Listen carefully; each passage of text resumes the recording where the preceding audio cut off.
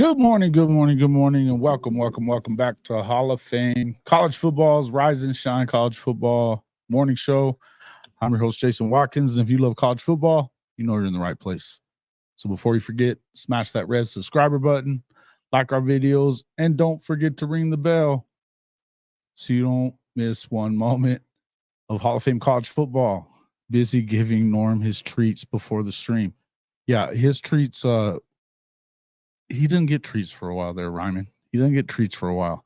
Welcome into the show, everybody. Glad to see everybody in here. Ryman Lemon, Garrett Bullware, Eric Reheard, Bishop Frank, Mars Jams, Sugoi English one.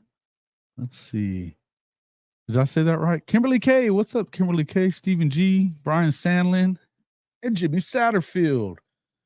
Check in as you get here. Make sure to wipe your feet, hit that like button, and appreciate everybody being in here as always. Yeah, we're going to talk a little bit about all the stirred up, upset SEC talking heads that think that it's so wrong that Teddy Lehman dared to take up for his Sooners and then kind of diss the program's not named Georgia or Alabama in the process. I would tell you that he had every right to say what he said. He wasn't wrong. This is what it is. David Whitehead, welcome into the show. Thank you. Oh, thank you. I don't know about all that, but thank you. As you guys can see, I got the Oklahoma versus the World t-shirt on today, though. You can always find that in our official show merchandise store. And it does feel like Oklahoma versus the World right now. Hey, thank you. Perfect. Time to hear the truth. Yeah, the truth is the truth. So how bad does Miami have to blow out Florida at the Swamp in the upcoming weeks at the beginning of the season for UF to fire Napier after that game? Well, it'd have to be pretty bad there, Anthony, I would believe. I don't know that that's going to happen right away either. I mean, it would have to be really bad, I think, for them to do that. I don't think they're going there. They're going to give him, unless he was to like lose a bunch of games off the start, I don't think they're going to fire him. They want to see if they can get, they're going to see what they're going to see out of DJ Lagway first, I think. And I believe that, yeah. You versus, hey, Chris, you always coming in here dissing. OU versus the world. OU versus the world is what it is. And we've been saying that for a long time. It's always OU against the world. All right. So, yeah, I don't know. I think it would take a lot. 49 days till kickoff. I agree. The more I thought about Teddy's comments, he's right. Yeah, look, kind of got into it with Cody from not Cody Light, but Cody from High Top Sports, the professor. I mean, not that we really got into it so much, but it was more I just kind of letting him know what that was because he came at me. I mean, it was right away. He just said, let me just get it here. He said, these guys don't have a clue, talking about Gabe and Teddy. And I said, why do you say that? Saying that all the schools besides Bama and Alabama are essentially worthless in the SEC. And I said, that's not what he said. Exactly what he said. None of the programs have done anything in the last 4 or 5 years. He did say that. He's not wrong on that. And basically, though, this is what happened, though. Everybody's automatically assuming that OU is going to come in, fall flat on their face, and, you know, nobody in the league is any more stable, though, aside from Georgia and really Georgia. Alabama, I'm not bad-mouthing Alabama in any way, shape, or form. I think that Kalen DeBoer is one of the best coaches in the country. I think that they still have, as you'll see on the video that I'm going to be dropping later, I got to finish editing it, but I did some stuff with Adam McClintock, the CFB professor. They've got the, I think it's Matrix Analytical is the name of his company. I got to make sure about that. But anyway, he's the one that does all the power rankings. They've been ahead of ESPN and every other power ranking in a lot of areas for a lot of years. And what he was saying was that, look, stability wise, they'd like to see Brent Venables kind of take a step forward this year. They loved what he did last year, but when he was a defensive coordinator, he was the best. He was ranked number 1 in the country, period, point blank. There wasn't anybody above him. And that was the same year that Dan Lanning was still at Georgia and they won the national championship. So to me, there's no two ways around it. Now, what I would tell you is Teddy was absolutely right, because what he was getting at was he was saying that, look, when it comes to the rest of the country, and that would include Alabama, they do still have to figure it out on the offensive side. They're going to learn a new system there. We don't know if Jalen Milroe is going to take that next step forward. I kind of think that he's going to, because he's kind of a special type of player, right? I would also say that you still have to kind of step in and do it. And to come in after Nick Saban, there's at least questions, right? I'm not saying I would be concerned, just like we were saying on K. Chris's show last night. I'm not saying that I would be concerned if I'm an Alabama guy, but there's questions. When it comes to Oklahoma, those questions are, quote, concerns for everybody. Now, we're going to be talking to Jake Crane from, not today, though. I was trying to get him to get on the show. He's got doctor's appointments with his wife today. They're having a kid, but he kind of went after Teddy on the show, on their show yesterday, Crane and Company. And I think the way that they're all taking it is kind of the wrong way, right? It was like it was just out of the blue from nowhere that Teddy just said this stuff. Well, and they did say,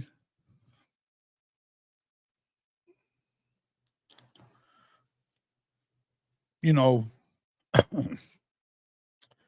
he was just saying that basically it's not just the fans. And I think that Jake and them were saying, they were trying to say on the show, you know, listen, a lot of the fans are saying what they're saying.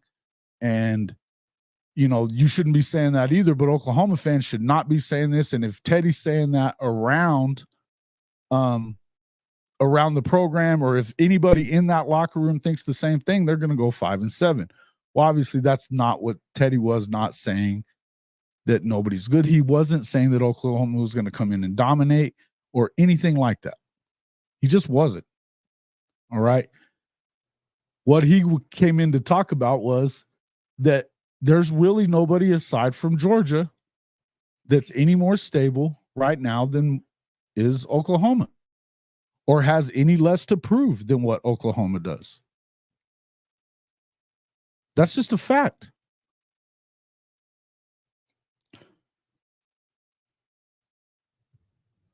Oh, don't compare us to Ole Miss. I'm not comparing you to Ole Miss. You're not as good, Justin. Whatever. Look, I'm not even sitting here to badmouth anybody in the SEC. And I think then that's the point that I was wanting to make with this entire thing. Here's the bottom line.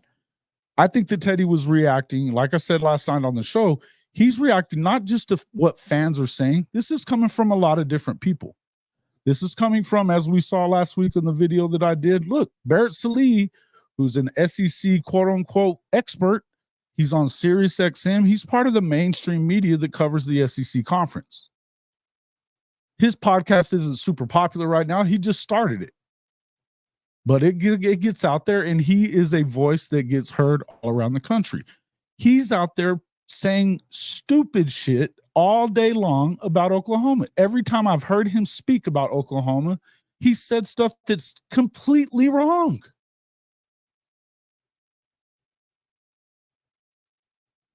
When he was on that SEC podcast, what did he say? He goes in there and starts talking about, okay, yeah, they were a little better on defense. We expect that, you know, but what's going to happen? And you know, are they going to get the quarterbacks that they got with Lincoln Riley there? Well, they got Jackson Arnold, and Lincoln Riley wasn't here, and he did bring up Jackson. But then he said, but after that, what's going to happen if they don't put an offense on the field And this is, mind you, this is after their top 5 in the country on offense last year with Dylan Gabriel. But mind you, he's saying that. And are they going to be able to continue to get guys out of the portal or out of high school that are those Heisman type quarterbacks? No, they're not. And he was saying that Drink in Missouri were better set up for success in the long run in the SEC. That's asinine. In what universe?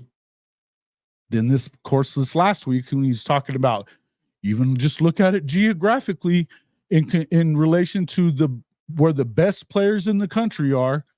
I don't see how they're going to recruit well enough to compete in the SEC. They're not going to be Alabama. They're not going to be Georgia. They're not going to be Texas. What are you talking about? First off, geographically don't mean crap to Oklahoma. They can recruit all over the country. They always have. Secondly, they're 100 miles away from the most fertile recruiting ground in America. Same place they always get players from. They also have a pipeline into Florida.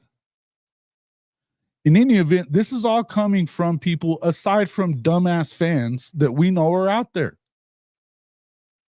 We know they're all out there. Fine.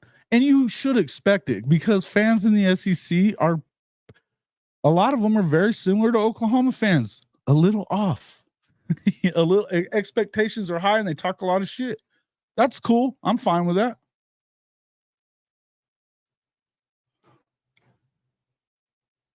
I'm fine with all that. But and he wasn't really doing that either. That was one clip that they, first off, I don't even think they watched that entire clip, but if you watch the show, you see that there's context involved there that really isn't being spoken about. Even with Cody, he was saying people are not discussing Texas and OU. People are just waiting and seeing. We don't know how you guys are going to translate. They made the playoffs last year and are always overhyped, but they're kind of like Miami or Notre Dame.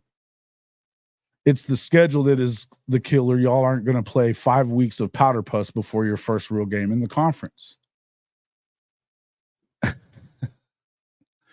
Well, again, as I was saying before, and I said this on Chris's show last time when SEC Mo was bringing it up, in what universe, until this year, whenever you come in, would you be picking Tennessee, Auburn, Ole Miss, Missouri, any of those schools, Kentucky, any of them, to finish ahead of Oklahoma, to be able to beat Oklahoma on a given year?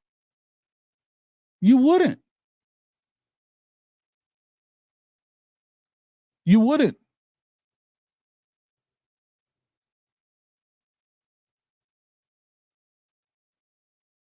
No, you're right, Coach.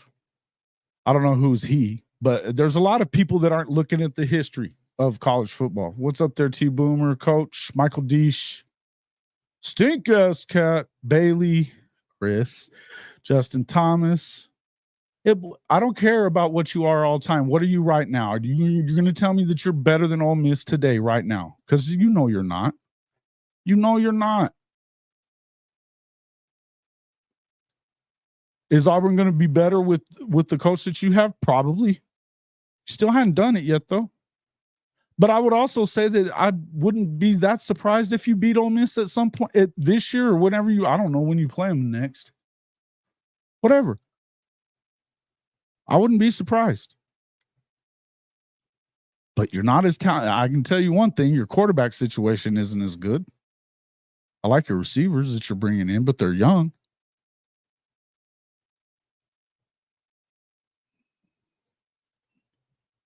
Yeah. See, this is exactly what I'm talking about, Hank. Exactly right. This is the entire narrative. And I think that because last week you heard Teddy, or I don't know how many people saw the tweet, but he was talking about stop giving these guys interaction with their content. That's all they're doing is trying. And I've said this a bunch too. A lot of that stuff is clickbait. They are trying to get you to click. They know Oklahoma fans will pounce immediately when you diss them. And this is a proud fan base that expects a lot out of its program. They love this coach. They love the talent that's coming in. And to Jake and them's credit, they said yes, they are recruiting well, and I just think that, but I don't think that any of them expect Oklahoma to be able to come in and compete in year one, because as he always says, they're always saying it's not the one-off games or whatever. It's the game that you have to deal with after you've had to expend so much. We've heard Coach I say the same thing. I get it. But everybody talks about Oklahoma like they're the same as those other programs. And it's just not. I mean, I don't think that you can understand unless you've been a fan of a blue blood like this that has continued to be relevant and winning all these years. You start talking about Texas, yeah, of course it's going to piss off an OU fan because they never beat Oklahoma. They finally win a conference title, and it's only honestly because of what happened in the Oklahoma State game. Now, Oklahoma should have never allowed them to be in it. Bad play calling. There's a lot of crap that went on that allowed that game to be close, but they still shouldn't have lost it. That touchdown would have won the game. Drake got tackled in the end zone. That was a screw job. There's no two ways around it. What's the excuse for losing to Kansas? Not one. Again, you just can't really lose that game. That being said, if you're supposed to get better from year to year, and you've got a lot of people coming back, you're probably better at quarterback, maybe not as experienced, but definitely got a higher ceiling. Why would we expect Oklahoma to be worse? I get it. You're going into a tougher conference. And I'm not saying that this is a completely top-heavy league. I think that's a myth. I think it's very good from top there, but there's definitely levels to the shit. There's definitely levels. And those levels that aren't right now, either Alabama or Georgia, there's no way you should just automatically pick them to beat Oklahoma any week, anywhere. Because OU, the expectation, what do you think the expectation is for Brent Venables? Do you think he's not going in with every game, every week, expecting to win? Absolutely he is.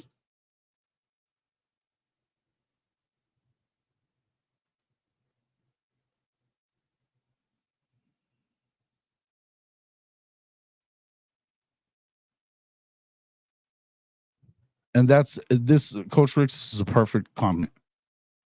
They can't let go of the idea that this team is different than Lincoln Riley's Oklahoma teams. It's not even climbed to close. They've already taken on the attitude of Brent Venables. They're physical, they're bigger, they're stronger, they're more talented everywhere. Everywhere. What is this can't leave the chumps in the game stuff?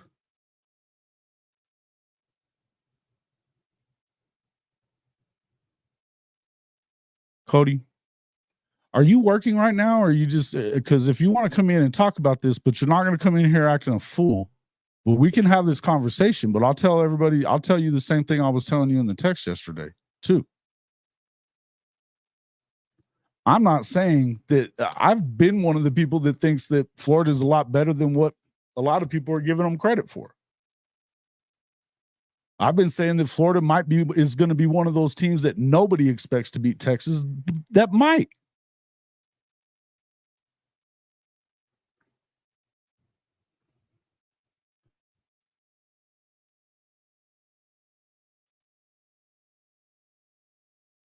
Oh, yeah. Yeah.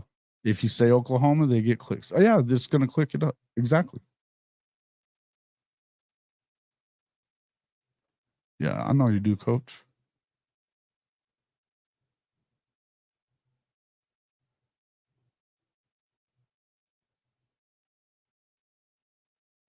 Next year's OU's year, Daniel Looney says. Okay, and if you've watched this show very much, Daniel, and I'm sure you've been in here before, you know that I've always pointed to 2025 as the year that Oklahoma should really be competing for everything.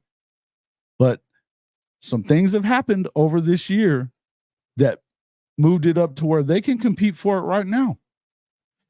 For all this talk about the offensive line, do you guys know that there's not an offensive line group in the SEC that has more starts on that line than Oklahoma? Not one. Neither does Ohio State.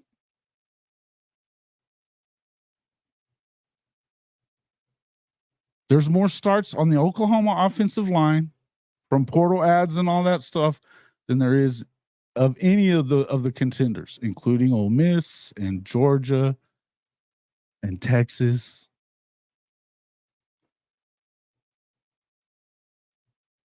I mean, I don't know what else to tell you.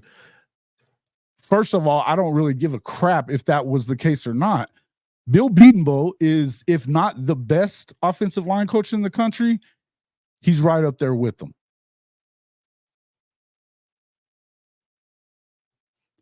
They will be fine. In all they really have to be, in my opinion, look, first off, Jacob saying that they're replacing all 5 starters is kind of a myth anyway, because Jacob Sexton would have been a starter had he not been hurt in the early part of the season. He was a starter at the end of the year. He was starting over Tyler Guyton most of that time. People don't really think about that when they start yapping about that stuff. Abichi Wiwu, he's been a starter since he got to college at North Texas. He was a freshman All-American, and he's a freaking stud.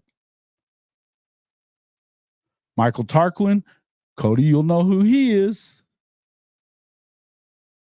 You'll remember him. He was really good when he was at Florida. He wasn't as great at USC. Got a little smaller because, yoga instead of weights. Good Friday morning there, Neilio. Thank you for the super chat. Welcome into the show. Trap House Booming. My man. Shout out to Trap House Booming. Appreciate, hey, man, I enjoyed you. First of all, I was very flattered that you asked me to make that little video for your show. Secondly, I was happy to make it for you, and thanks a lot for putting it up there and sending people this way. I appreciate it. Auburn has a mean 3-game stretch. Us, Georgia, then Mizzou. They'll be a non-factor by November 1st. Wouldn't be surprised. All right. You're not going to act a fool. I'll send it to you, though. Yeah. I do believe they still only have OU playing 1 game per Saturday, just like everyone else. Yeah, that's what I'm saying. Here's where I'm at with it. From what I was getting from, I'll just go with this for what Crane and Company was saying. And I understand what he was talking about, and I understand how everybody's getting wound up. Actually, I'll save this because if Cody's coming in, we'll just save it because I'll let him say what he wants to say, and then I'll go back at him with it. But there's some other stuff that we can look at along the way. Obviously, you have you've got a number of programs that have Oklahoma finishing anywhere from 8th to like 10th. They've got Brent Venables ranked anywhere from 8th to 11th in all these different power ranking scores. We saw yesterday, you heard SEC Mo last night saying that stuff as well. Trap House is the man. Hey, man, thank you. But, so there's all this stuff that Teddy was talking about is definitely, it wasn't like he just went unprovoked. Because a week ago, he was trying to tell all the rest of the OU fans to relax and quit freaking interacting with that content. And with those people that are just going after clicks.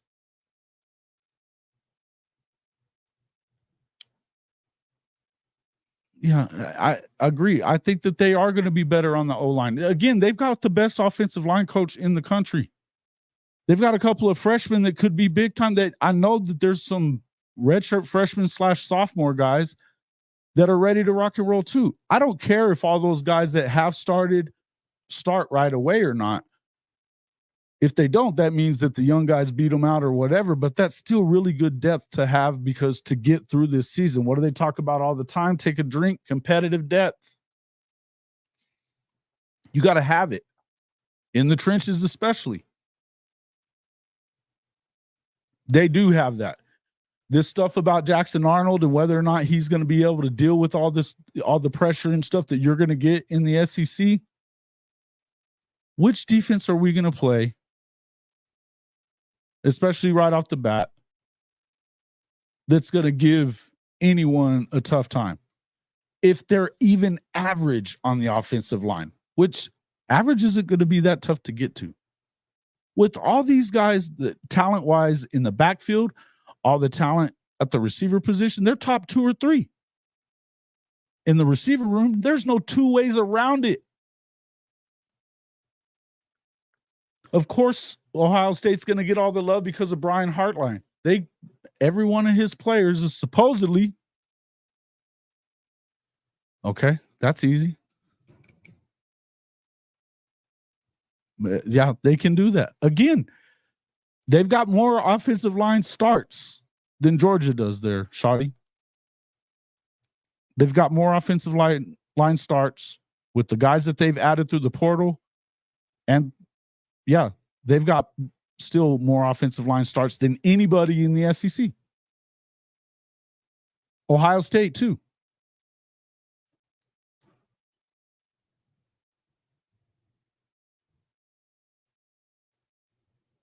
But of course you have to do it. You have to be deep. That's what I just said. Competitive depth everywhere. Again, there's not a single I don't know anybody here. Well, a couple of you guys are a little higher on them than I'm have higher expectations in year one than I have. But nobody's in here saying that Oklahoma comes in and dominates the league from year one. Never. You've never heard me say it. Never heard me say it. You've never heard Teddy say it or Gabe say it or anybody else.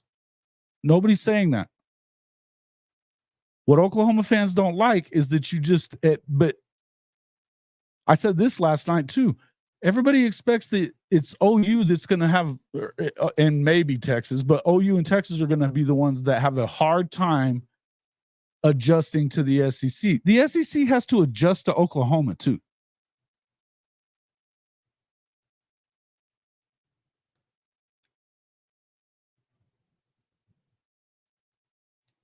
Yep. Name the last time they had a battle line. No, you're not. Again, there we go.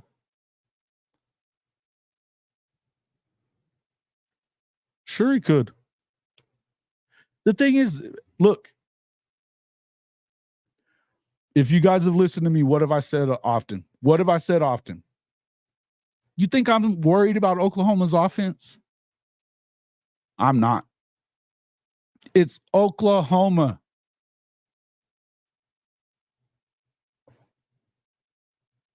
Oklahoma plays offense in its sleep. That is not a problem.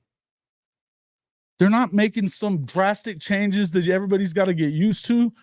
We saw some things that, and I'm not saying everything that you look at is like the spring game is the end all be all thing. What you got to be looking at in the spring game is for little signs, right? Little signs that you were getting the right things out of whatever position we're talking about. What did you see out of Jackson? He threw the ball away, didn't run and get himself hurt.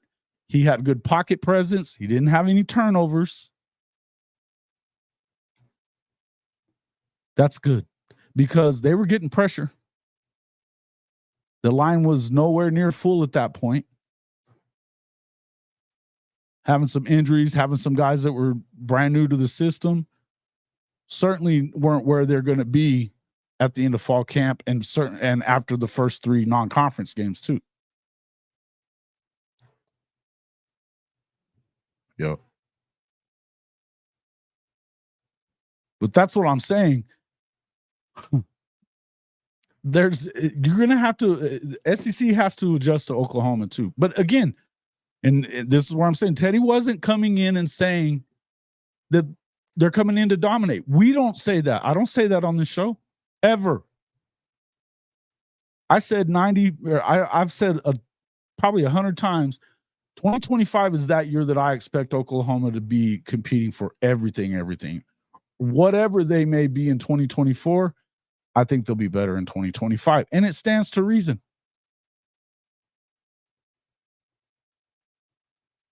It stands to reason. The other thing, yeah, this is a good point right here too, Michael. How many people SEC people fell for the annual Texas overhype.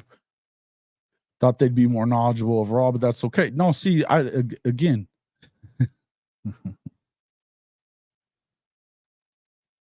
Yeah. No doubt. Hey, look. Yeah, and I don't know that that's an easy game to win by double digits or whatever. I think you just win. You got to win it. That's a game you need to win. But look, I know that they've got some supposedly questions, deficiencies, whatever in the secondary. That's where the question comes in. With a receiving crew like you have, that could get you in trouble. And, like I said, Brian Hartline gets, they turn all those guys into 5-stars. And apparently this Smith kid is that guy. Right? He may be like their all-world dude right off the bat as a freshman. Okay, cool. And not saying that Ohio State doesn't pump them out at all. I'm not dissing Ohio State as far as their receiver room is concerned. But I know this. Who are you going to double team at Oklahoma? How are you going to do that? Because you've got bookend guys that are 6'5" and above, and you've got Deion Burks that you give him, try to cover him with a linebacker. See how that works out for you.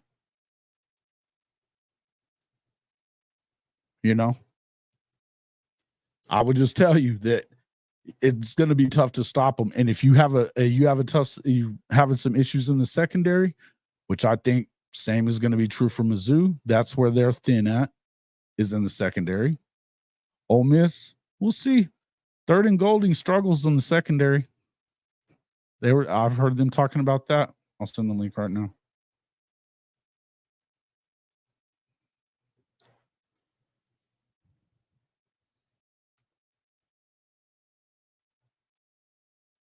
Hold on. It's coming. All right. It's in there.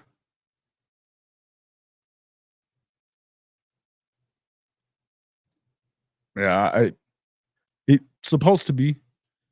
If he is. I mean, look, there's other guys in that room too. It's the depth is what you like the most out of it, right? Yep. Right.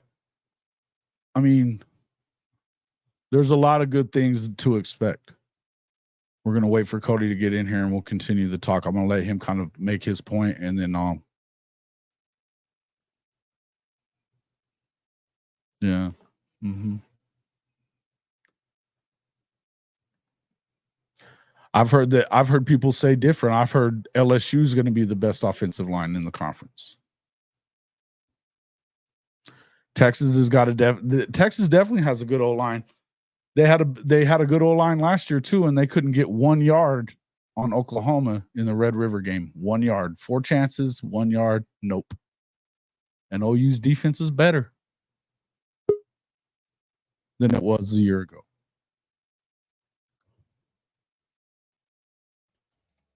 Welcome to the show, Cody Sprague, the professor from High Top Sports. You gonna behave yourself?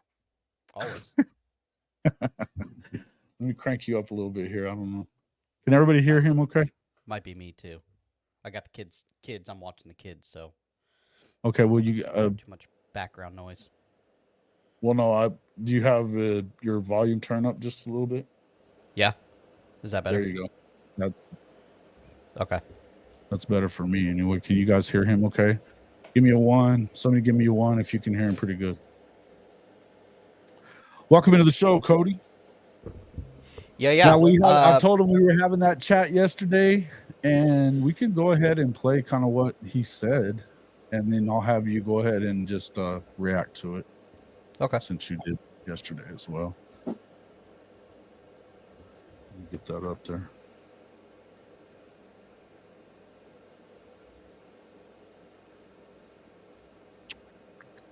There it is. All right. So.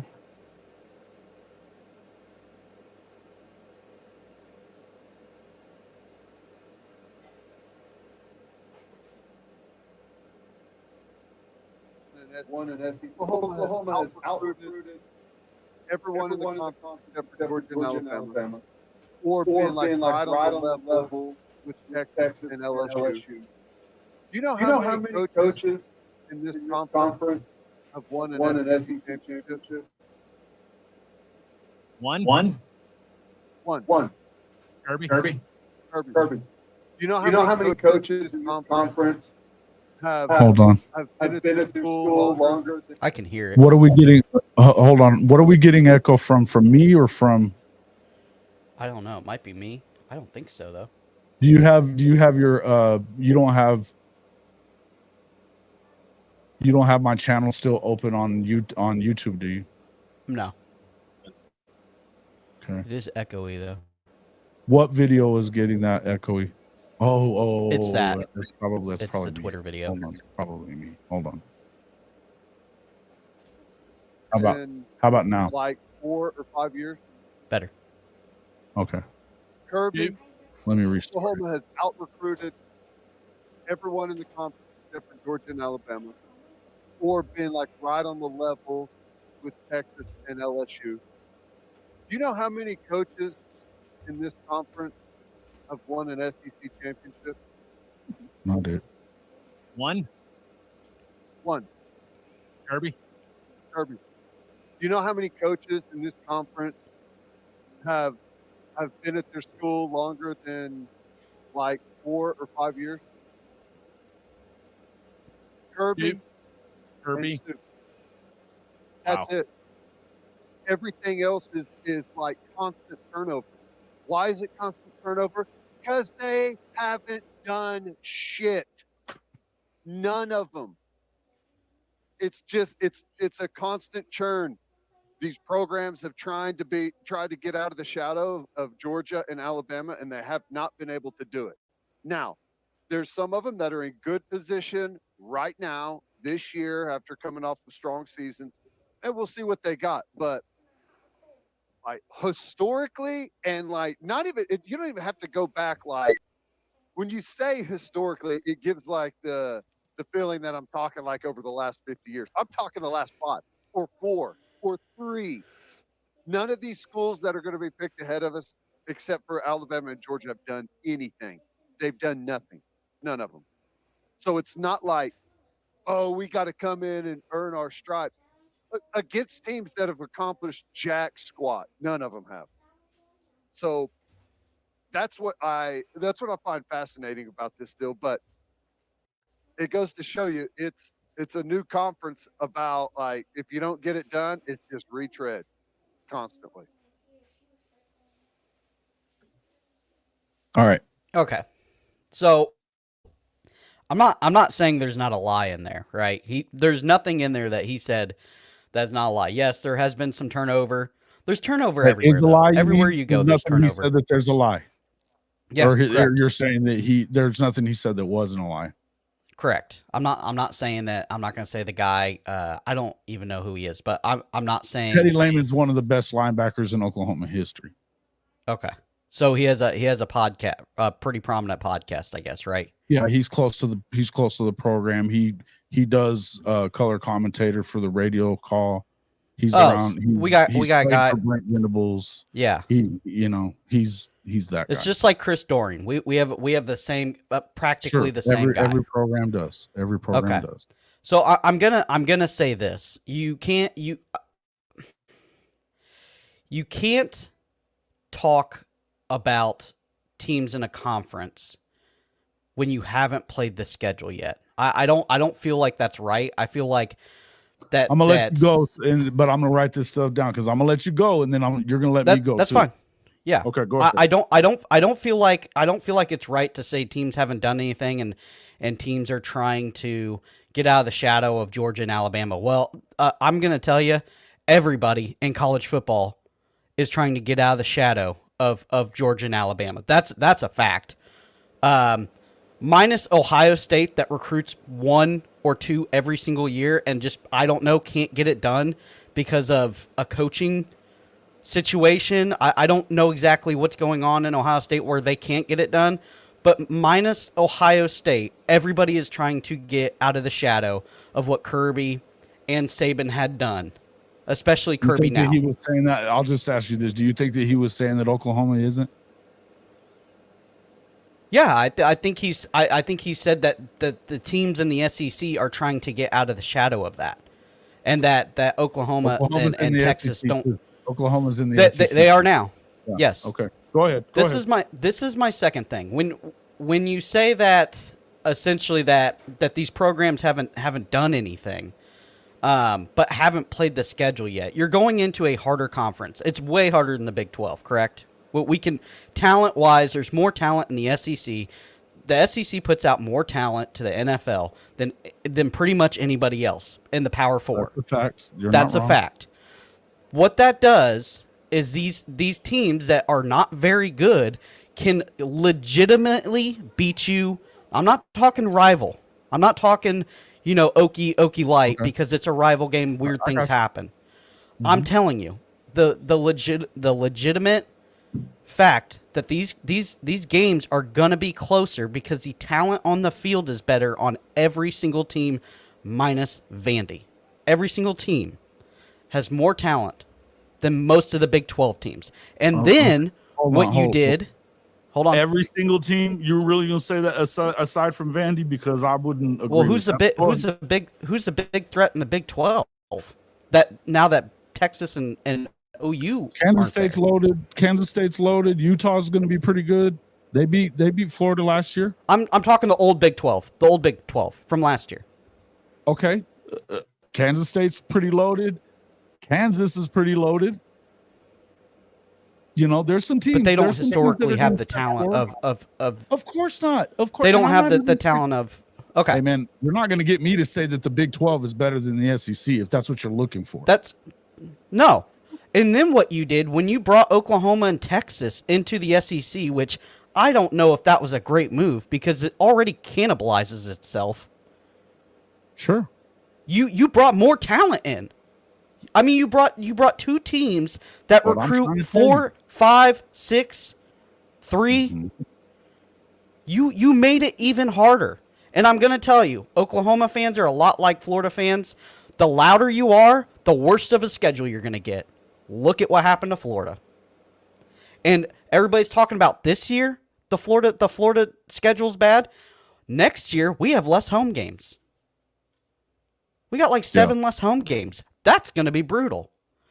So, and I'm going to tell you this. Well, for some reason, teams that you're playing or whatever, because you're just kind of flipping the schedule just like Oklahoma is.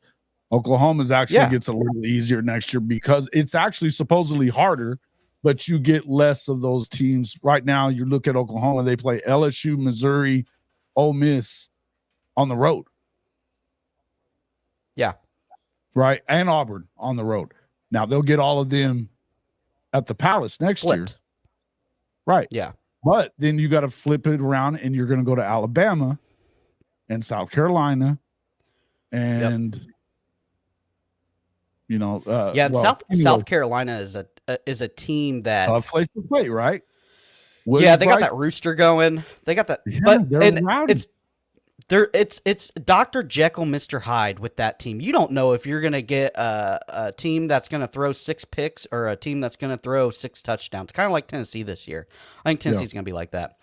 I'm gonna say this though. This was my one problem about the whole deal is that last year Oklahoma had like 5 powder puffs before they played Texas. That's done. That's over with. That's gone. You can kiss that goodbye. That's never going to happen again. You're talking about last year like that. It's like that every year for OU, but go ahead. I'm not saying it is like that, but you're not having that anymore. They're going to stack you like the schedule they stacked you now. It's over. I'm aware. And so before you kind of shit on these teams that are trying to win the talent acquisition war of beating Georgia, that you guys just threw your name in the hat of doing that now, because the expectations for Oklahoma are still up here. It doesn't matter that they're going to the SEC. Oklahoma fans don't care. 10-2, 9-3. I can't hear you. Oklahoma fans do not care. You're correct. They expect you to win. They don't. They expect you to win. Right. I'm just saying, if you get upset, that comes with being a blue blood, brother. Well, I get that. That But comes if you with get an being upset, that comes with 7 national championships and winning 6 conference titles in a row recently. I don't care if it was in the Big 12 or not. Texas didn't sure as shit do it. no. No, and they had their shot last year and they kind of blew it. But that's besides the point. Right. That's my one that was my one thing about it is that Okay. he was kind of shitting on these teams that He wasn't, though. He wasn't. run a tough schedule.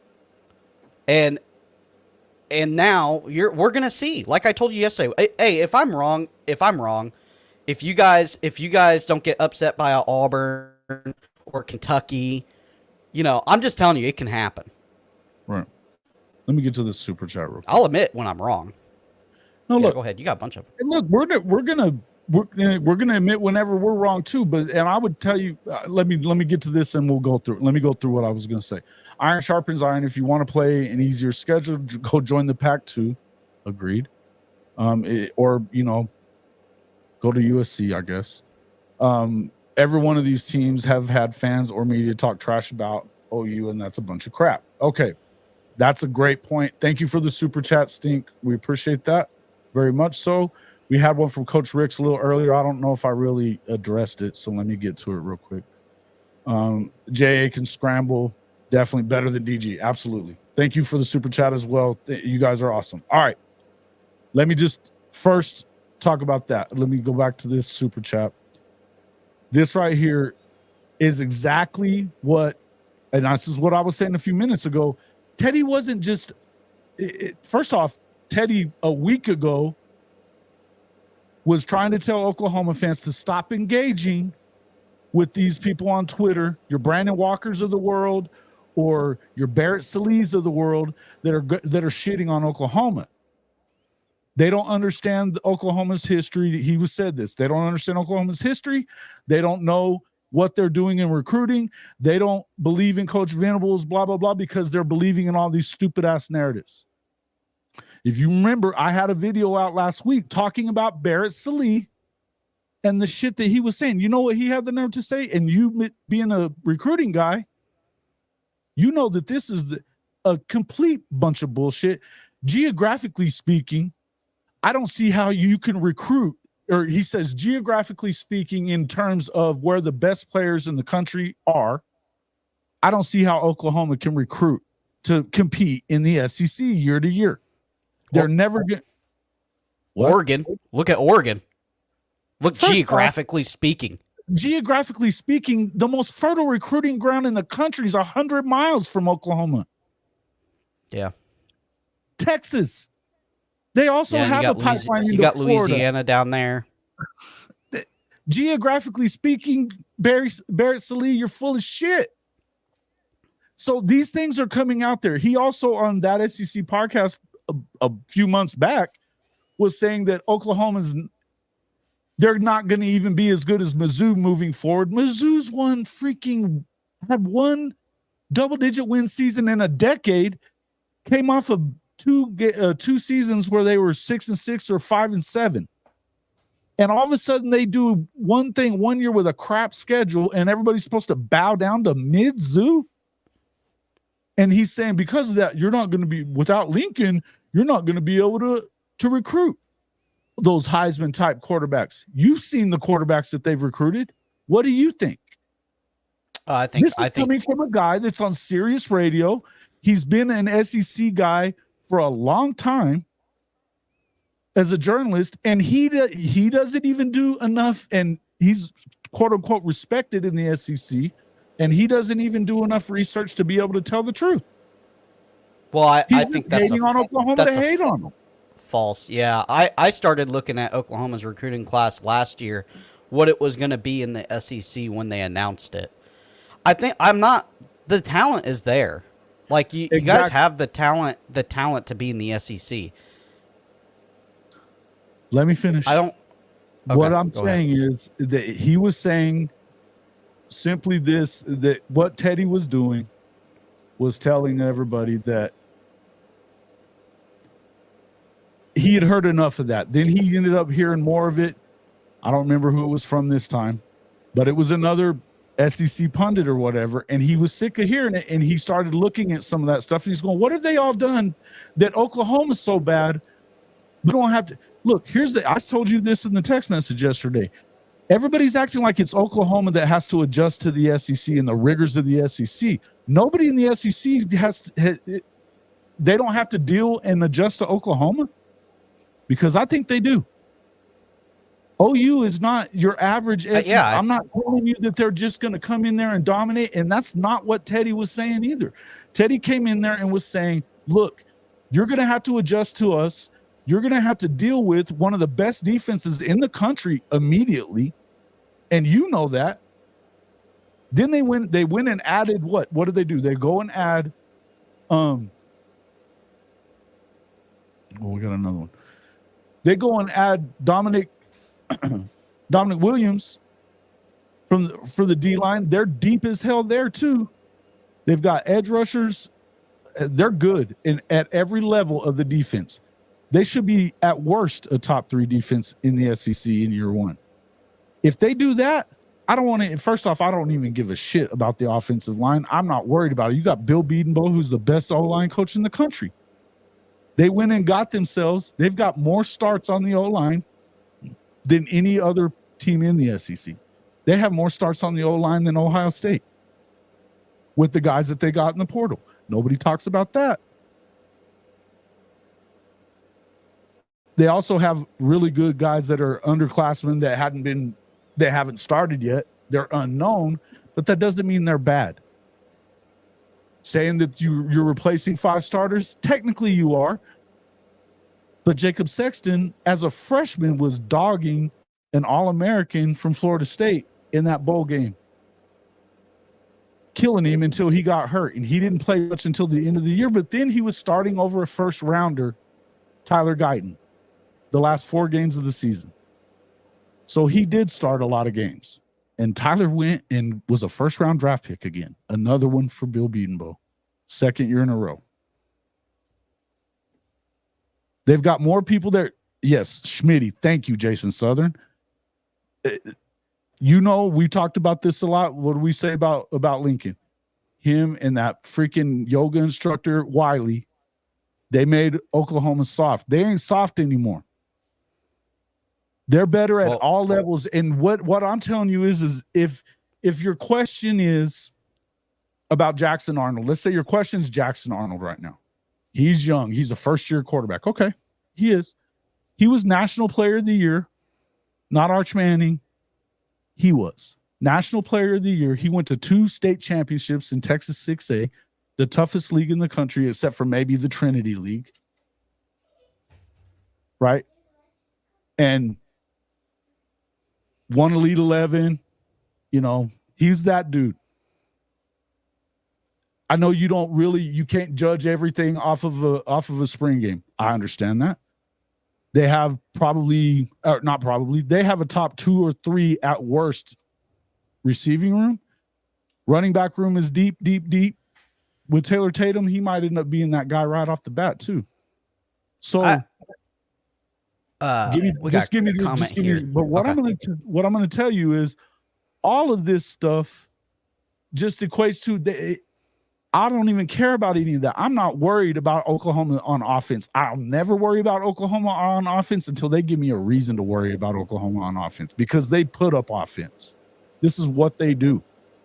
Now, if they're top 2 or 3 though on defense this year in the SEC, you can be middling as an offense and be able to win most of those games. Because I don't care that you're going up against some of the best offenses, no doubt. But you still have one of the best defenses. If you're top 2 or 3, that means you're shutting those offenses down for the most part. If you're not going to score more than 30 on OU, you're going to lose more times than not. I'm not saying that they're going to come in and go 12-0. In fact, I've been saying 9-3 for the entire year since January. I could see a path to 10-2. That's about where I leave it. 10-2 probably gets them in the SEC championship game, depending on whatever happens with the rest of them, because they're going to be playing against these other quote unquote contenders. They will Yeah. have if they go 10-2, that means that they will have beaten some combination of Alabama, Texas, Ole Miss, Missouri, and LSU.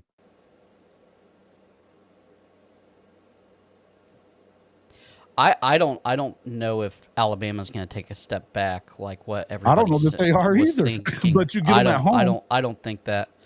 You do get them at home. Tennessee, like I said with Nico, me and Shelton talked about this the other day. He's going to be the 5 touchdowns, 5 interceptions guy the first year in the SEC. I wholeheartedly believe that. What did you say? You just don't know what you're. That's the worst.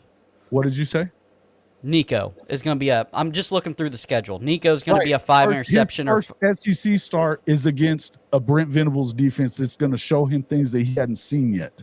Yeah, so it could go 5 interceptions, or it could go 5 touchdowns with that high-powered offense. They're not going to get 5 touchdowns. I'm just saying, like that's the scare. Those games are scarier I like Nico, but he's going to get some exotic blitzes that they will not have shown in those first 3 games. I assure you. I get They're that. going to make things hard on him. I'm going to say this: those games scare me more when you have a super talented quarterback that you don't know what you're getting. I rather play a team that a Kentucky that you know what you're going to get. They're going to be physical. They're going to run the ball.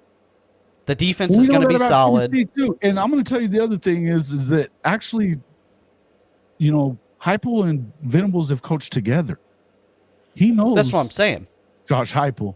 He knows what he's going to get from Josh Heupel. There's not going to be anything that's going to surprise him about Josh Heupel. But you have the other care of Heupel knows what Venables going to do. Does he? To an extent. To an extent, he's a top 10 play caller, I would say. I agree. You're not going to get me to badmouth Josh Heupel. I'm just saying. A while now, I've actually said for a while now that I'm more worried about Tennessee and Alabama at home than I'm worried about Ole Miss and Missouri on the road. That's just a fact. Because what we see out of Ole Miss and Lane Kiffin is they don't really win those games that they're either not expected to win or easily win, or it's a close game. They've done it once pretty much since he got there, and it was against LSU last year. And honestly, LSU dropped a touchdown pass. Otherwise, they probably don't lose that game.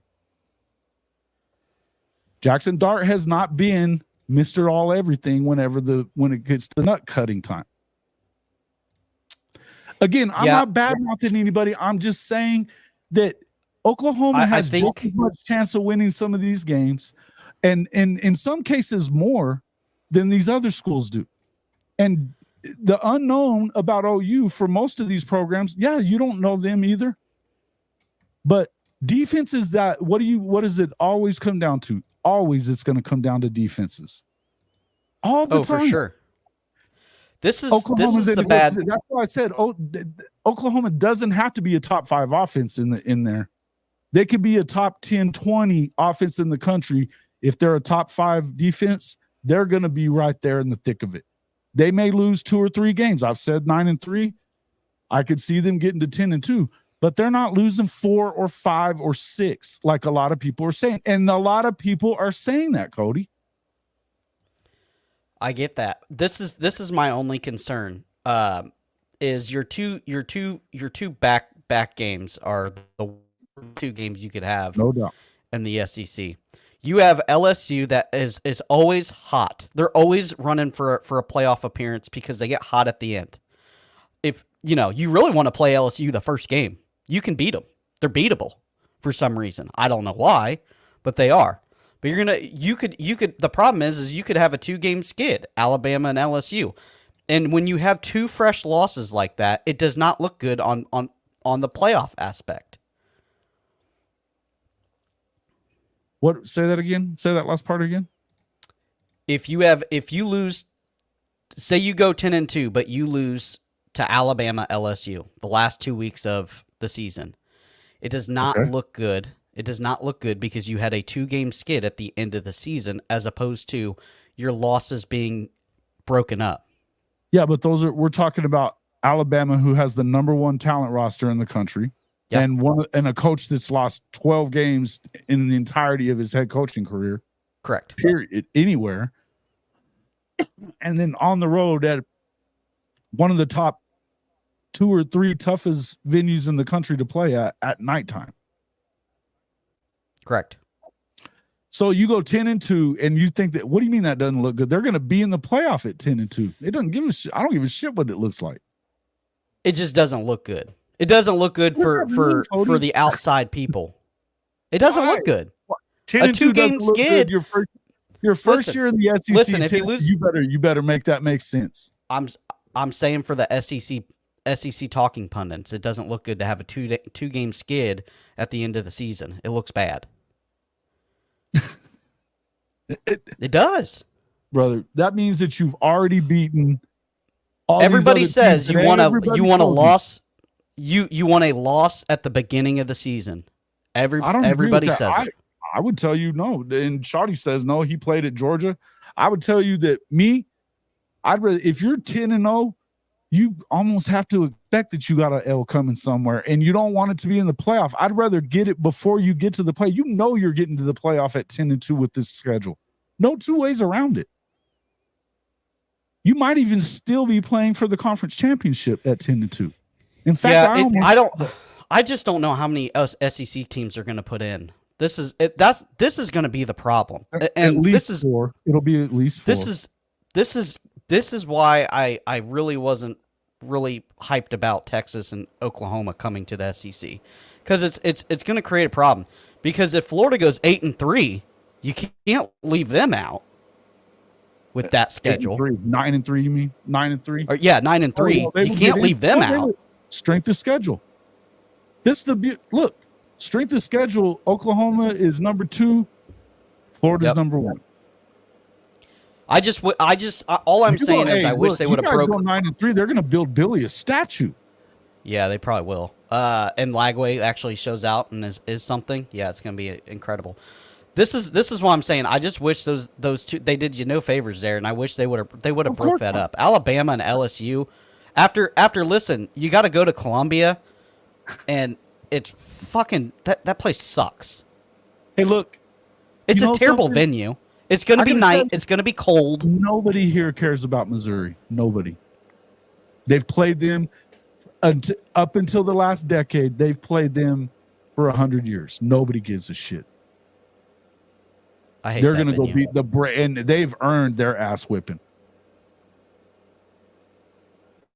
The stuff that they pulled in the recruiting, the tampering stuff with Green, all the trash that freaking drink talks, and damn sure all the trash that a lot of those fans talk. I've actually got a couple of pretty cool ones that watch my show a lot. But aside from those guys, I don't know a Mizzou fan that I like. Keaton, no, it's not because it makes Florida worse. Florida has a very, very fertile recruiting ground. They're fine. I'm not worried about that. We're not trash about Florida, but look, what it does though is people are going to complain. People are going to complain because it's the SEC got 5. Can you believe that? They got 5 playoff spots.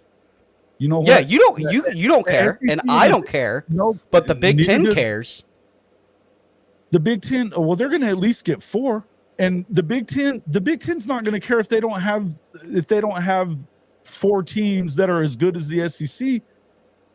All they care about is that they get, I think it's somewhere between 7 and 8 teams in, and maybe even up to 7 or 8 teams in. If they get 7 or 8 teams in between those two conferences, they're in it together. Believe me, the Big 12 and ACC will care. The SEC don't give a shit, and they're in charge of the thing. So that none of this matters. The bottom line is just to tell you what I was going to try. I was going to try to finish this out. Period. Point blank. The only thing that Teddy was saying was that stop giving us this crap that Oklahoma, it's impossible for them to come in and win. Oh, I don't think that. Oklahoma's expectations, no matter what, you said it yourself, are always going to be to win every game. You're not going to win every game. We know that. But going into every game, you expect to compete and to have a shot to win them all. If you don't, then you're not very good, and you can't afford to be that for very long. OU came in after a dumpster fire was left for Venables to clean up. He goes 10-2 in year 2 in the regular season. Levy leaves. Yeah, whatever. We don't have to talk about that. We can talk about the bowl game or not. It doesn't really matter. In the end, they've got all this coming back on the defensive side. There's very few questions on that. In fact, whatever questions you might have, there's a lot of depth. On the offensive side, yeah, you can say whatever you want. But again, when's the last time you knew of an Oklahoma team that their offense wasn't one of the best in the country? Because it just doesn't happen. It just doesn't happen. And they've got tools everywhere for them to be very good there too. I don't think they have to be. Jackson doesn't have to go out there and win the Heisman or be a Heisman finalist if that defense is as good as we think it's going to be. And there's no reason why it shouldn't be. I mean, Stetson Bennett won 2 national championships, and he wasn't very good. On the back of elite Georgia defenses. Well, listen, I guess I haven't heard anybody saying that OU's not gonna win games in the SEC. Again, I don't. Okay, so I don't listen to Fine Ball. The only outside media that I listen to is Josh Pate every now and then. And he's actually been one of the few guys that actually doesn't talk shit about Oklahoma all the time, but he leaves them out of a lot of conversations. Hey, listen, when you start talking about contenders.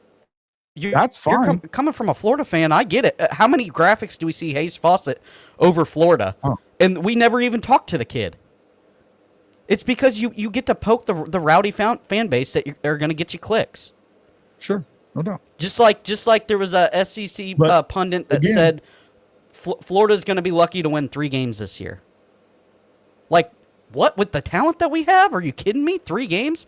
And to somebody, I seen somebody put in the chat that Billy Napier's getting fired after Florida or after Georgia. Look, DJ Lagway is attached to Billy Napier. They do not want to lose him. I've been saying that every week, brother. I've been saying that every time Florida comes up and they start talking about Billy being gone before the season's over. Unless they're getting blown out for the first 6 weeks, that ain't happening. If they're in any games, they're not going to do that because they don't want DJ to leave, and he will. I think if you get blown out in the first 4 games, they're just going to stick Lagway in to let him get experience. Right. Yeah, exactly. And why would? And people, this is the one irritating thing about just a second. This is the one irritating thing to me. Billy Napier took a kid from Wisconsin and Graham Mertz that nobody wanted, and turned him into a top 5 SEC quarterback last year. Nobody wanted the kid. Oh, dude, I like Graham Mertz. Nobody wanted him.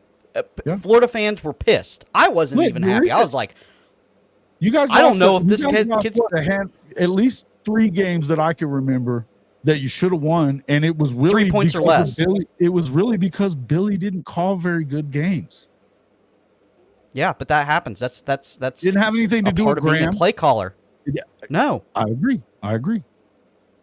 The games that Oklahoma lost last year were because of the offensive play calling in the regular season. There's no 2 ways around it. But that's a part of the job. I get it. But I'm just saying, I wouldn't say, I was saying it wasn't about Graham Mertz is what I was saying. If anything, it was about Billy, and the game I thought he called an awful game at Utah. Awful game.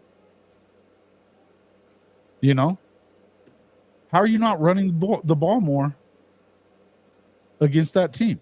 Crazy stuff. Yeah, how are you not using ETN more? Right. And then he leaves. Yeah.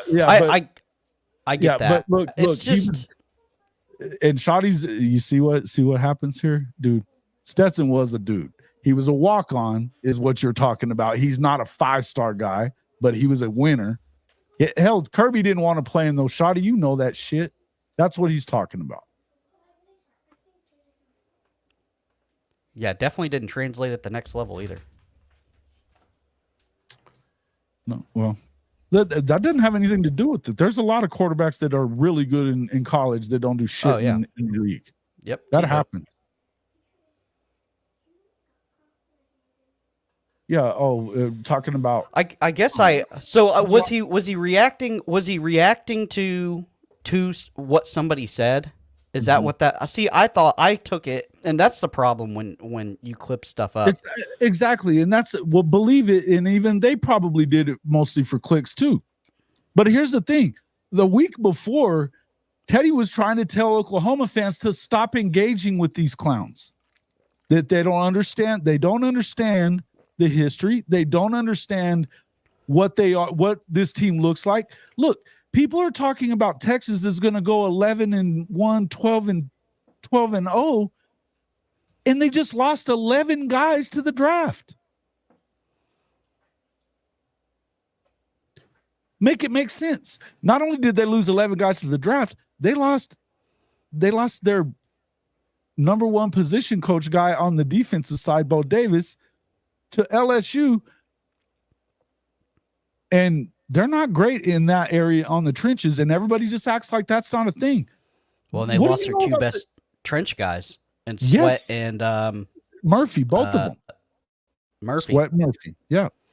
You don't replace that either. That's like once every 10 years you get guys like that. Again, he also lost his top 5 pass catchers, probably the best freaking running back in the country. Now, Brooks wasn't playing at the end of the year anyway, but he was a bad dude. I like their running back room. In fact, and I like the guys they added in the portal, but that doesn't mean that they automatically mesh either. There's got to be so many things that go perfectly right for Texas to be what they were last year. Oh, and guess what? Oklahoma beat their ass last year when they were the best team they've had in 15 years. OU beat them, but OU's the team that's going to come in and be not good enough to deal with the SEC. You poke at a fan base like this long enough, they're going to stop being nice about it. And even guys like Teddy Lehman, who know better, he's going to get. All he was saying is, the gist of what he was saying is, we're not saying we're coming in to dominate. We're saying we're going to come in and we're going to make it hard on your ass too. And if you think that Oklahoma's coming to the SEC to be middle of the pack, you don't know shit about Oklahoma.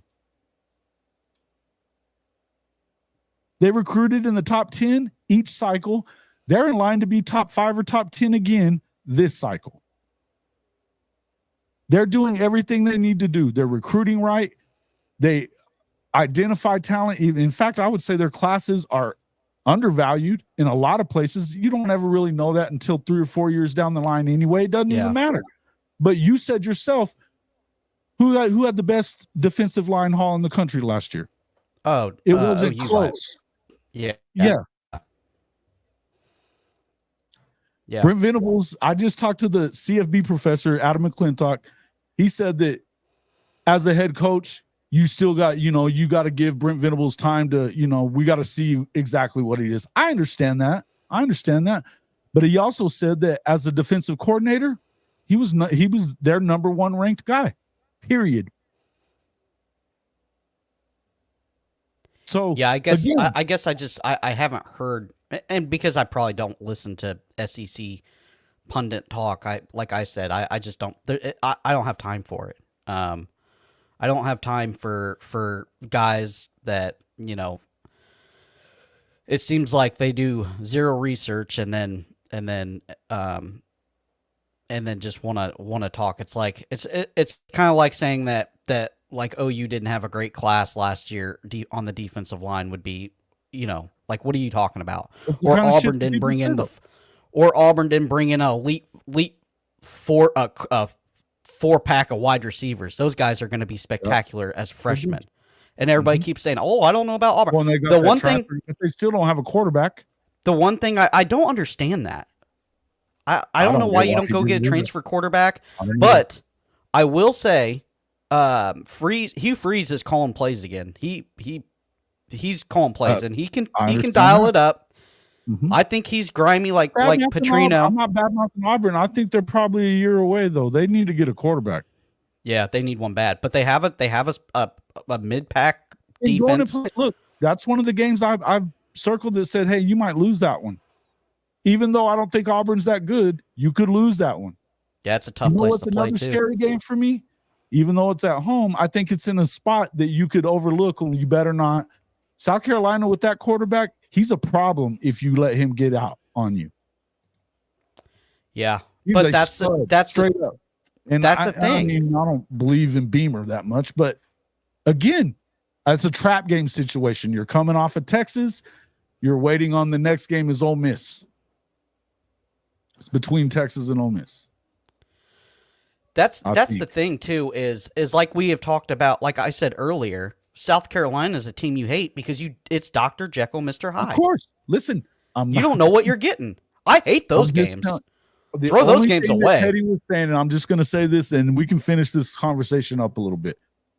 Teddy was saying that, look, are there questions that you have? Sure. But this idea that Oklahoma is coming in as the redheaded stepchild to Texas is insanity. And people get sick as shit of hearing it. And this is a guy that, I mean, look, love Jake Crane, and I'm going to talk to him next week when he's at media days. I may be up there anyways. I don't have passes, but look, even he said, look, he was saying a lot of that same stuff and said that Teddy shouldn't be saying that. And if they're saying that around Norman, they're going to go 5-7, or around the, Switzer Center, they're going to go 5-7 if that's what they believe, that all these teams aren't shit. He took it out of the wrong context. I think everybody did. You saw SEC Mike, same thing, got pissy about it. Why would you say that? There's been 5 SEC champions since they last won a national. Dude, that's not, he was talking about in the last 4 or 5 years, which I give you credit. At least you realize that that's what he was saying. They're no more stable than Oklahoma is.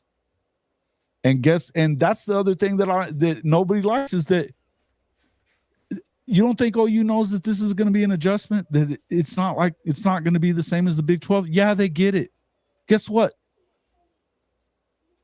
Brent Venables' defenses beat one of the best SEC programs, the best SEC program, period, twice for national championships. He knows what they're getting into. They know. Todd Bates, the defensive line coach, played at Alabama. You think they don't know what the hell they're getting into? They do. Nobody thinks that they're coming in to dominate, but don't think for a second that they're not coming to win, because they are. They are coming to win. What happens this year, we'll see. We'll see. I'm not predicting national championship. I've said it. I've told you this. 2025 is the target year that they should play for all of it. Yeah. No matter what. But there are some things that have happened this year that you could see them being in the playoff and taking a shot at it. I think no matter what happens this year, they're going to be better next year. Yeah, I think if Georgia has any players left not getting in trouble, I think Georgia's the crowning jewel of a national championship. They got Carson Beck. They have the deepest running back room in the nation. Everybody says Ohio State. Nope. Georgia is back. Georgia is back to running back you. I'm so tired of people saying, "Oh, well, they got Judkins and the other kid." Well, okay. Ohio State should not lose a game in the regular season. You've got 2. Georgia's got 5 dudes that are like that. They got freshmen that Trevor Etienne best be looking over his shoulder and learn how to pass block, because they got a couple freshmen that are primed and ready. And if there's a position in the SEC that you can go in as a freshman, because we've seen it year after year, and go dominate, it's Florida. Or not Florida. It's running back. We saw it at Florida with ETN. We see it every year. There's always a freshman that pops. Right. Look, again, you're not saying nothing I haven't said. I think Georgia's the best team in the country. I think Ohio State should be right there with them. I don't trust Ryan Day. I think Day's done after this year. Well, that means he lost to Michigan or he didn't live up to expectations. If you lose to Michigan a fourth time, the probably gone unless he wins the Natty. The Big Ten just got tougher too with Oregon going in there. Everybody's saying everybody's not hyped on Oregon. Listen, they got some killers. They got some dudes. I'm not hyped on Oregon. Dan Lanning has to win something before we give him that too. The dude's 0-3. I get it, but who do they? But the Big Ten's not that tough. I would agree. No, I think they're going to be in the playoff. I just don't think they're going to win it. But they could beat Ohio State. I know Dylan Gabriel, you know this. They have the talent. They have the talent to go shot for shot with Ohio State, and that's all that matters. Oh well, yeah, and they actually get Ohio State at home. If Ohio State's going to lose a regular season game, that better be the only one they lose. And then they probably lose to Michigan again. I don't know that they're going to lose to Michigan again, but they better not. That's the nail in the coffin, isn't it? Yeah, unless he wins the Natty. But if they lose 2 games, they'll get in the playoff either way. But he better win the Natty if they lose to and Michigan. Then who they play? Yeah. Who they play? So let's say they lose. Let's say they lose those 2 games, right? Oh. Okay. Who would they play? That would put them probably around the 8 or 9 seed. So they're going to play like a SEC team then, right? Yeah. They'd play like a Florida or OU or LSU. On the road. Good luck. Good luck. Yeah. In their house. Yeah, listen, but don't forget that Ohio State has a lot of talent. You know what's funny? I keep seeing now, I'm not a Will Howard guy, but he doesn't have to be that good when you've got those 2 running backs. And Chip Kelly will spread those guys out and run through big holes with them. I think it's to be that great. I think it's funny that that people keep saying that Oregon has like a big checkbook and everything, and they're buying players. Number one, everybody's buying players right now. That's part of the game. It's pay for play. Number 2, it's funny that the loudest fan bases are like Texas A&M pissed about it. Shit. Because you're not getting the 5 stars this year. Is that it? Texas, I don't know. Look, here's the thing. You guys have got to stop. If you're any Texas fan that comes in here and tells me about Phil Knight's money is going to get hell from me. No Texas fan gets to use NIL and money as a reason to not be recruiting the way they're not recruiting. I don't want to hear that shit from you. You will never get that from me. Oregon has money, and Nike's a lot of money. It ain't oil money. Don't get it twisted.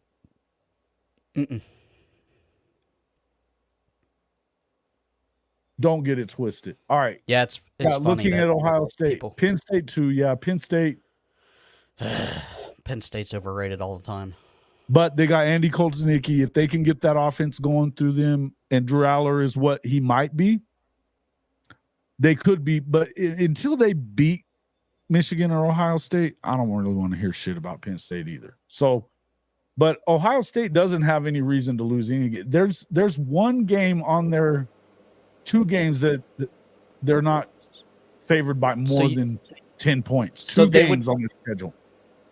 They would play in the playoffs. They would play like OU, LSU,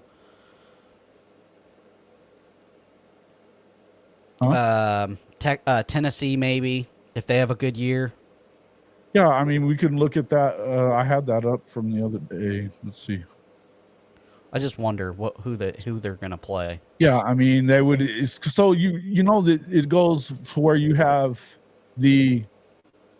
All right, if figuring UGA wins the SEC, I've got them at 1.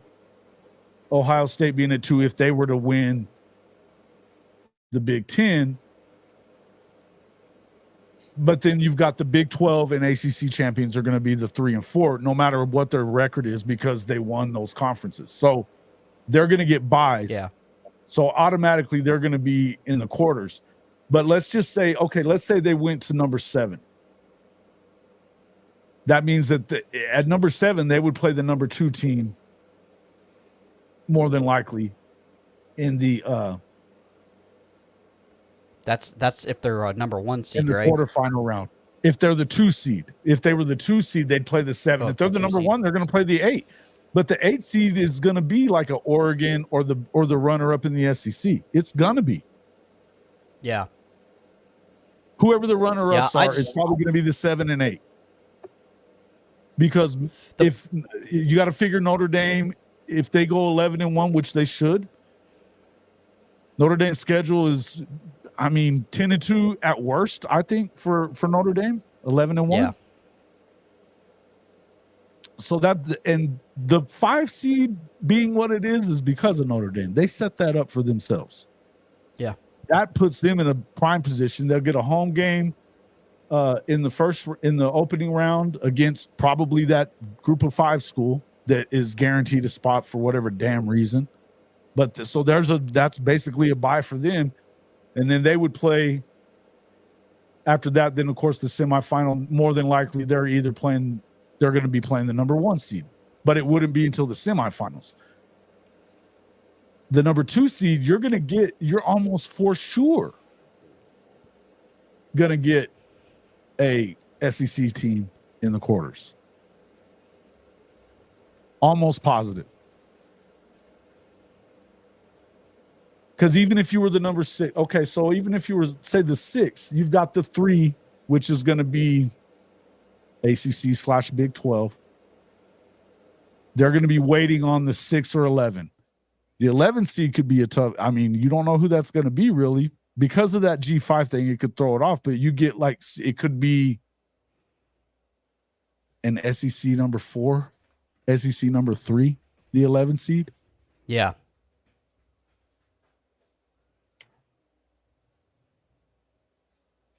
Same with the 12 is going to go to the G5 school almost for sure. But then the 10 seed is going to be the number 3 out of the Big 10 or like the SEC's number 4, something like that, or number 3. G5 would be G5 would be like Liberty, Memphis, somebody like that probably. Yeah, that's what I was thinking. Liberty, Memphis, those teams. Yeah, well, Liberty would have been in that team last year, and they didn't lose anybody really. So yeah, K-State, I think that's where it's going to be interesting to see where whoever the champion is out of the Big 12 and the ACC, they're going to make it tough on the 5 seed and the 6 seed, whoever that is. So that 5 seed, it could either be, I could see that also being somebody like Alabama. They don't make it into the conference championship, or they lose the conference championship game, or so whoever loses it. If it's Bama or OU, I ain't saying Texas because I don't see it. They're going 8-4. Watch. It's going to happen. Yeah, and they don't have the strength of schedule like these other They're going to go teams 8-4. It's not going to matter that they don't have strength of schedule. They're going to go 8-4. Because they got back-to-back games against Oklahoma and Georgia in the middle of their season. They got to start with now Michigan. It's in the big house. I don't know what Michigan lost 13 guys to the draft, but they lost 11. So I don't think it's as easy. This is the thing about everybody acts like it is. Michigan brand of ball is easier to replace. Yes, and they're physical as shit. And so if their middle of their defensive line, as I've been saying, is soft, they're going to get ran the hell over in that game. Yeah. So, or at the worst, they're going to ugly the shit up and make it tough on them. We still haven't seen Quinn Ewers make it through a full season yet. He hasn't. No. Do you believe in Arch Manning? I think people do. I don't know what to think of him. I don't know. We've seen him look good against backup guys and third stringers in the spring game, but that's it. Yeah, but this is the thing is with the schedule change, and Texas is eventually going to get a tough schedule. I would assume. You don't have the first 2 years, it's fairly tough. They're going to play Georgia, they're going to play Oklahoma, both years, and then they're going to get A&M. And I would tell you that A&M is that team that I'm like, now they got a grown up there, and they're going to play defense, and they get Texas at home. Not to mention, you got to deal with Arkansas and Bobby Petrino and a good quarterback. I don't think that Arkansas is going to be great, but they get them at home. And a guy coaching for his life. Absolutely. Florida, by the time you play Florida, Lagway may be the starter. That could put them in jeopardy. Hope not. I'm telling you that they're going to lose. Mertz is having up. I agree. I think it's going to be packages. I think it's going to be packages for Lagway. Yeah. I think either way, I was saying Kentucky, Florida, Arkansas, one of those teams is going to beat Texas. Or two. And, well, I think that Kentucky can beat you on any given Saturday. Yeah, listen, we got to find out what that quarterback's about too. It doesn't seem like it matters. Yeah. They had a terrible quarterback last year and still beat people they shouldn't have. Yeah. They just muddy it up, just like Michigan. They just play. The defense is always going to be sound. Okay, you're not gonna light it up on their defense. It's usually going to be sound, and they're just going to run it. They're just going to run the ball. Right. And then again, you look up with the new clock rules. You don't know what's going to happen with Ewers. So if he doesn't make it through a full season, which he didn't do it in the Big 12, he's done 9 or 10 games has been his most that he's played in the 2 years he's been there. I know that they love them, their guys behind them, and not even just Arch. Their other guy, their freshman kid, looks really good too. And I would tell you that Sark is probably going to put an offense out there that's pretty good no matter what. I don't think that that's going to be their problem. I think defensively they're going to be in trouble. I would tell you that offensively they don't have an AD Mitchell. They've got a couple of speed guys, but they don't have a 6'4" dude that can go up and get those jump balls and catch those ones that you got to get in the clutch moments. Yeah. And they didn't do very well with him last year doing that. There was times that AD was pissed that they weren't giving him the ball in those situations. Yeah, they had some problems in the back half of that defense too. It wasn't. Their secondary. It wasn't elite. It was trash. Is what their secondary was. And I don't know that it looked like a regular. They got Makuba from Clemson. They've got that's one player. And then they got the kid from Washington also. Again, and then they got a bunch of young guys. Yeah, listen. Here's the thing: if you're trying to get better in the secondary and you don't have a bunch of push on that defensive line, you're not getting pressure on people. Doesn't matter. It's hard, right? Yep. That was the biggest knock on Florida last year was the defense. It's like we just couldn't get with the four, the front four. We couldn't get there, and then we're trying to draw up blitzes and it just doesn't work. You just smart move by Billy though to bring in that other guy. Oh, Chapman? Yeah. Chapman's a dog. Well, I'm saying the coach, the other guy to kind of be the defensive coordinator. Ron Roberts. Ron Roberts, yeah. Yeah, because, I liked in DC, but he didn't. He was. I think he's everybody. Got something to do. Everybody makes fun of that, but these older coaches don't want to recruit. I think it's. Smart. You have a young guy. You have a young guy that you're tooling up, and he can go into the living rooms. He can be energetic. He can be relatable to these kids. And then you have the old guy just sitting there grinding film and dialing it up. Look at Ryman Lemon says, "Can't knock out her back if you don't have good push up front." That's true. I love it.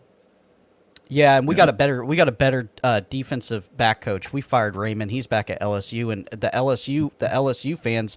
Did you see that thing posted?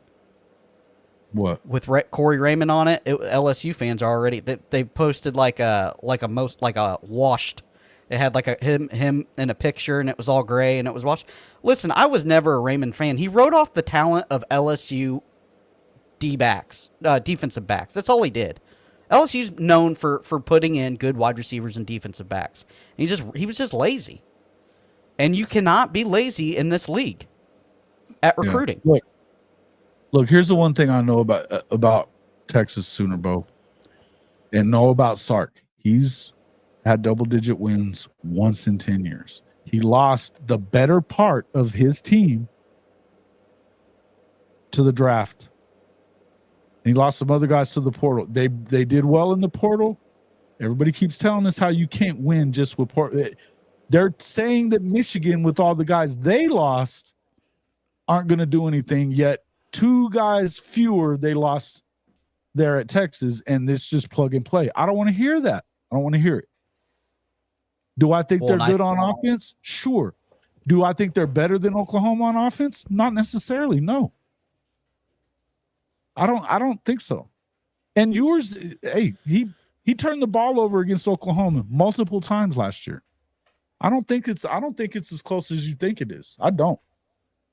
I think their only saving grace is if Ewers somehow stays healthy and they have a tremendous run game. That's it. Well, they do. They definitely have a good running back. Right? Which they can do. They over Baxter, pay for running backs Baxter, every year. They add freaking running backs every year. But you got to feed them. You got to feed them. Sure. That's a good way to slow the game down. Again, But I don't think Sark wants to be that. There's 2 games I really don't worry about. That's one of them. Texas doesn't beat OU. Texas just doesn't beat OU. I just don't think Sark wants to be that brand of ball. It's not flashy enough. Running it all? Just Michigan style, just running it. You got 3. Actually, they got 3 good backs. You just pound it. Yeah. Look, in the end, I think that and you're right, fight on. You have to get. It depends on what you're getting. I think that if you're intentional with what you're looking for, you can find guys everywhere. Because right now, that's with the way the portal is. Some guys, there's high school guys that didn't end up in the right places, and they got to kind of go prove it at these lower levels. So there's guys everywhere. Yeah. But the truth is, I do love the portal for that. Yeah, look, and that's what it's supposed to be for. You need to do the bulk of your damage, and just like in the NFL, you've got to draft well and pick the right dudes. Supplement. That's it. That's why another thing I don't know about Ole Miss. Look, can Golding put that defense together and have them be good enough for them to make a real run at it? I don't know. I know that they're going to be good at Ole Miss on offense. Of course they are. It's freaking Lane. They're going to be fine there. But that hasn't equated to wins there. That hasn't equated to a championship or beating Georgia or Alabama, or they finally beat LSU last year. LSU had the worst defense in the history of their program, and they barely beat them. So, Walter Nolan, okay, great. But what else? What else you got for me? I just think with Ole Miss holding out of town, so I don't, you know what I mean. Well, the thing is too with Ole Miss, they're gonna have to use the transfer portal more because the talent that they acquire out of the state of Mississippi. Listen, if all the best talent in the state of Mississippi went to Ole Miss only, right, all of it, all the best, it's still not very good. Right. It's just a poor they're the poorest state in the union.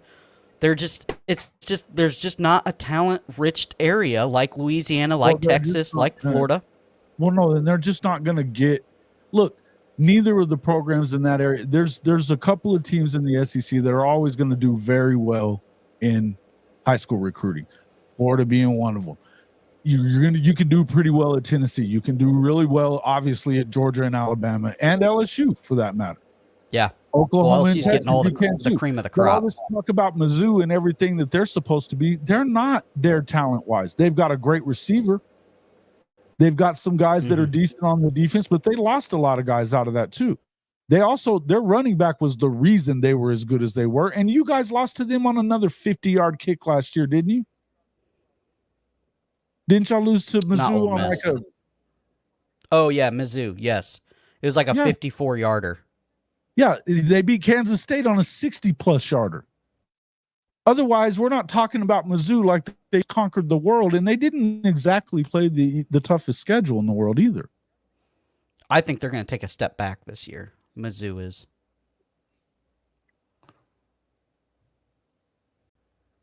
Oh. What's up there, Benji? Welcome into the show. Horns down.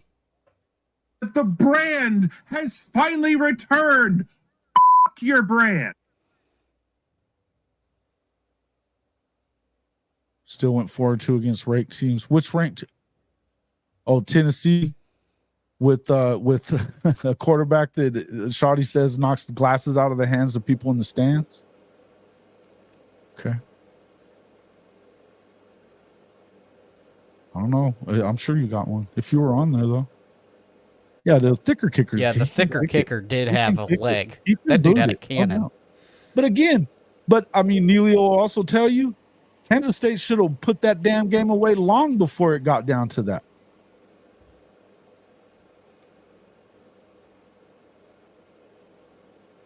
Yep, that's right. This is exactly right. Big difference in the SEC and other conferences that everybody can get skilled players, but we have the best O-lines and D-lines in the country. Correct. This is where Oklahoma has the advantages on the D-line. And I would tell you, you can say what you want about Texas's offensive line, and I think that Banks is that dude. Don't get it twisted. I think they're very good on the offensive line, but I know they couldn't get a yard on 4 tries in the Red River game. Oklahoma is the team that's going to be the more physical team. There's no two ways around it. Yeah, I always mark those games as a 50-50 anyway because they're just you never know. rival. Well, listen, 7-3 in the last 10, 17-7 in the last 24. Oklahoma owns Texas. It just is what it is. Hey, trust me, I know. We owned Kentucky for 56 years, and now we can't beat them the last 4 for some reason. Yeah. 56 years in a row we beat Kentucky. They are good. They are good, but they also, look, they're another team that lost to LSU, and LSU had and this was in Columbia, and LSU had its worst defense in history. Oh, yeah, that thing was terrible. It's got to be better this year, right? Mizzou is terrible. I'm telling you, they're not that team that's going to go and win this conference or make a real run in the playoff. There's no way. Do you think that you think Brian Kelly could get fired? 9-3 fight on. 9-3 is their record. I can see a path to 10-2, but I got them going 9-3. They're going to go 9-3. Do you think if they don't resurrect that LSU defense, you think Kelly could be gone? Oh yeah. You think they wait around for very long? I don't. No, LSU doesn't. They're not recruiting very well there. and he's making excuses like we don't buy fucking players. They all buy players. We don't buy women. We buy women's basketball players, but not football players. Yeah, okay, whatever. See, that's what you think they're going to put up with that shit for very long in Baton Rouge? I don't. Everybody's buying players. Now, he does have a large contract. That don't matter. I don't think it does either. I mean, the LSU alums, they don't give a shit about that. I'm telling you that if he don't get a defense, though, it's going to be a problem because LSU has always had a good defensive You don't think backs. They're shut out of the CFP? They do have a favorable schedule, but there's also they're not going to beat A&M. They're not going to go to A&M and win. They're not beating Oklahoma, and they're not beating Alabama. 9-3 with their schedule, they don't get in. It's not the same.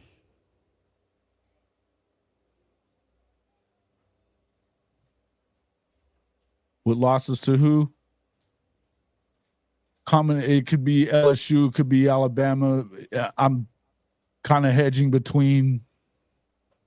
I mean, I wouldn't like it if they lost to Tennessee because of it being at home, but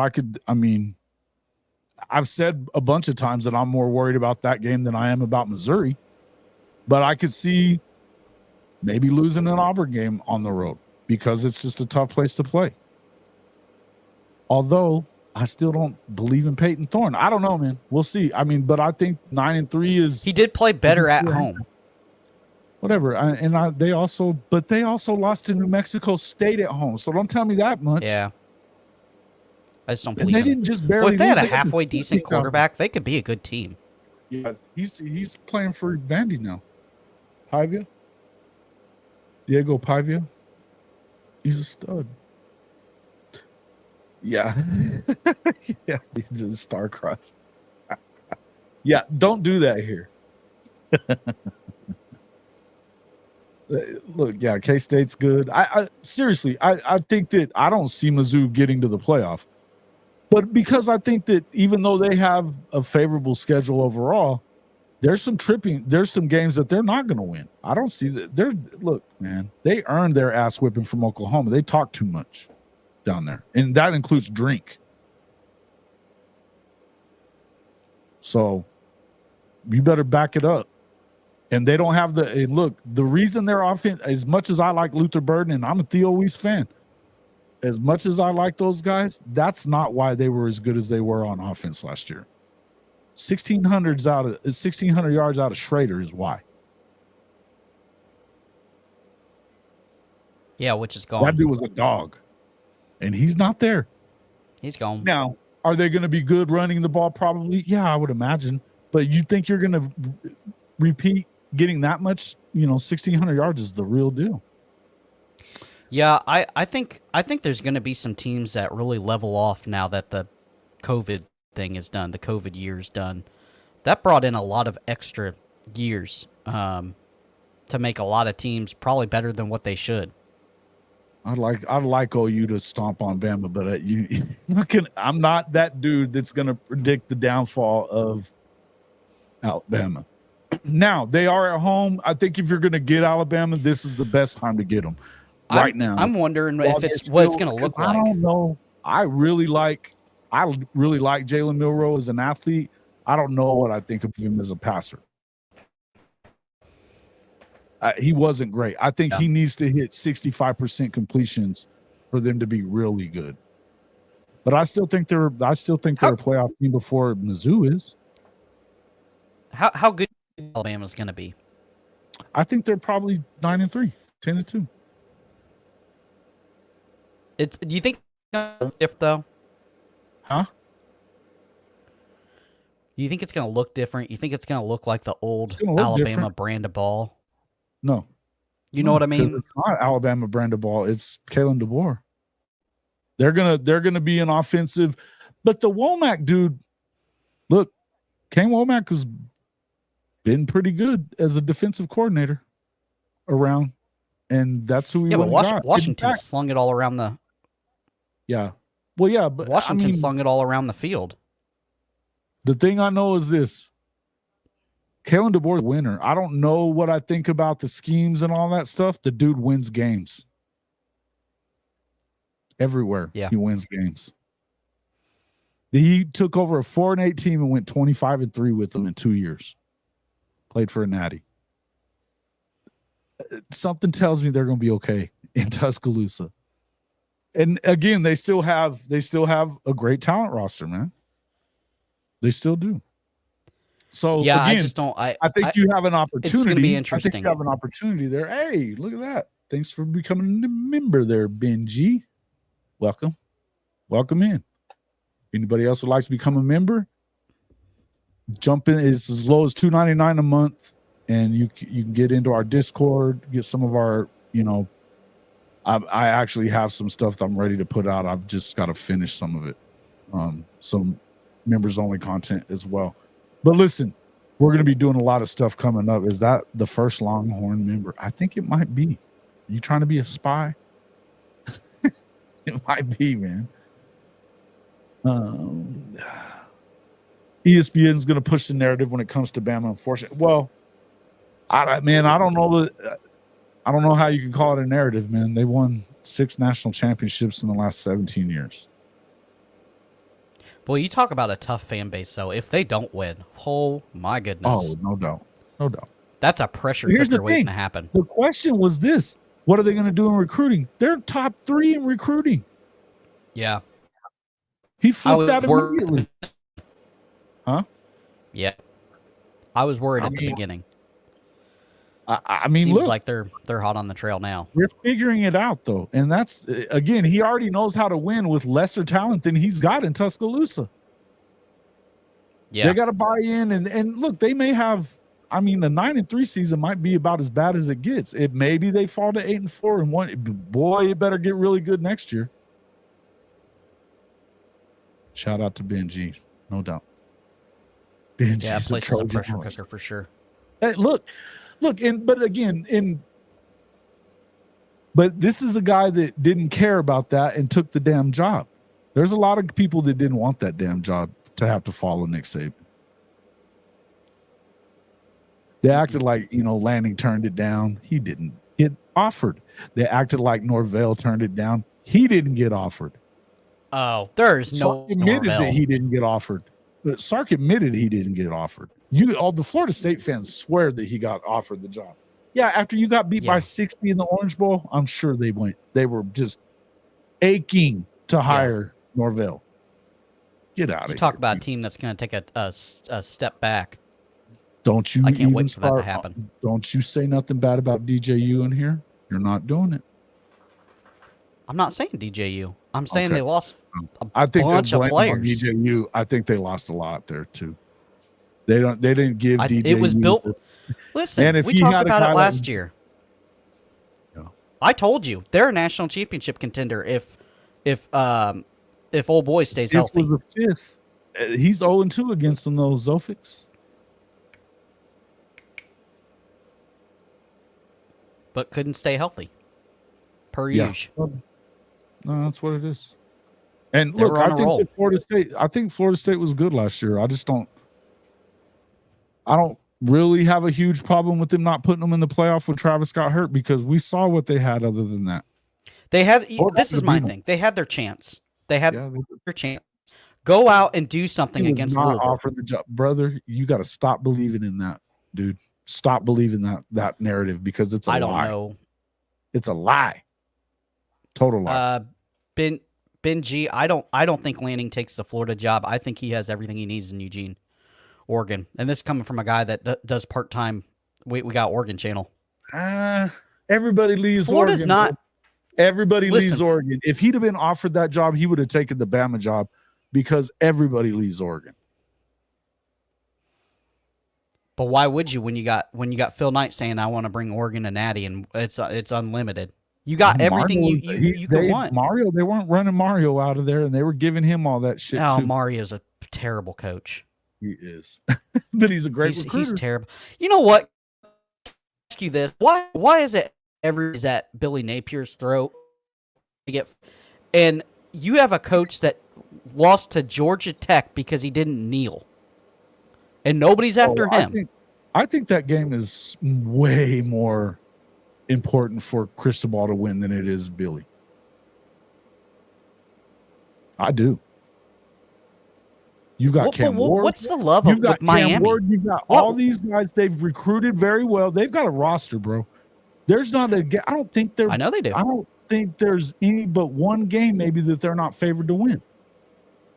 It's not the talent is the problem. I know it isn't. It's that he can't win games. I agree. They won 3 ACC games last year. I get it. But with Cam Ward, they should be very good. If they lose in the Swamp week 1, it's going to get awfully hot. You think that's the measuring stick? I think so. You've got a chance. So hypothetically, Florida's down. Florida goes out. You should win. Florida goes out and beats them 35-7. I don't think it's going to be that far. I think it's going to be a close game. If Florida goes out and beats Miami, they might fire his ass that night. I don't think that's going to happen, but you know what's going to happen. There's some recruits on that roster that are waiting to see if Florida is going to be something this year, and if Florida can be something, that recruiting class is putting together. That Miami class, yes, and it's going to look real bad. You take an L to Florida, and you have 4 stars starting to flip to your rival because you lost. It's going to look real bad, especially after the shit that. Look, man, we know that Florida likes to screw it up for Miami. Look at Jaden Rashada. Yep. Oh man, I just don't understand the narrative of people. Miami is going to be just this juggernaut when I don't know. They're the off-season champs every year. I don't know who the hell you're hearing say that, because all of us or everybody that I know is like they're ranked in the top 25. Listen, they're talented. Well, their roster said they ought to be in the top 10. but they ain't that damn good. We know better. He's not an X's and O's guys for sure. Who's got a terribly rough? I think Florida's good. I do think that. Well, I mean, look, here's the thing about Lanning is he can hide himself until he gets to the playoff. You can lose to Ohio State because you know what? For all the money they have and all the players they have, they don't have the players that Ohio State has. If they lose that game, That's even true. at home, nobody's going to lose their shit over it. I think it's a better game than what people think, though. Maybe. Boy, it could start a season. You got to go realize and beat Ohio State week 1. Ohio State has a top 5 defense too, on top of the offense. Caleb Downs added to it. But again, we just talked about a coach that can't ever get it done. It's like, what are you doing, Day? Here's the thing. He's got I think it's set up for if Ohio State's going to win it, it should be right now this year. Because Chip Kelly, much better as a play caller than Day ever was, and better as a play caller than he is as a head coach too. That frees it. Ryan Day doesn't have to call the plays now, and Chip definitely calls them better. Yeah, they've got Chip toxic. Is probably the best at running out of that spread type of deal, or his the offense the way he does it.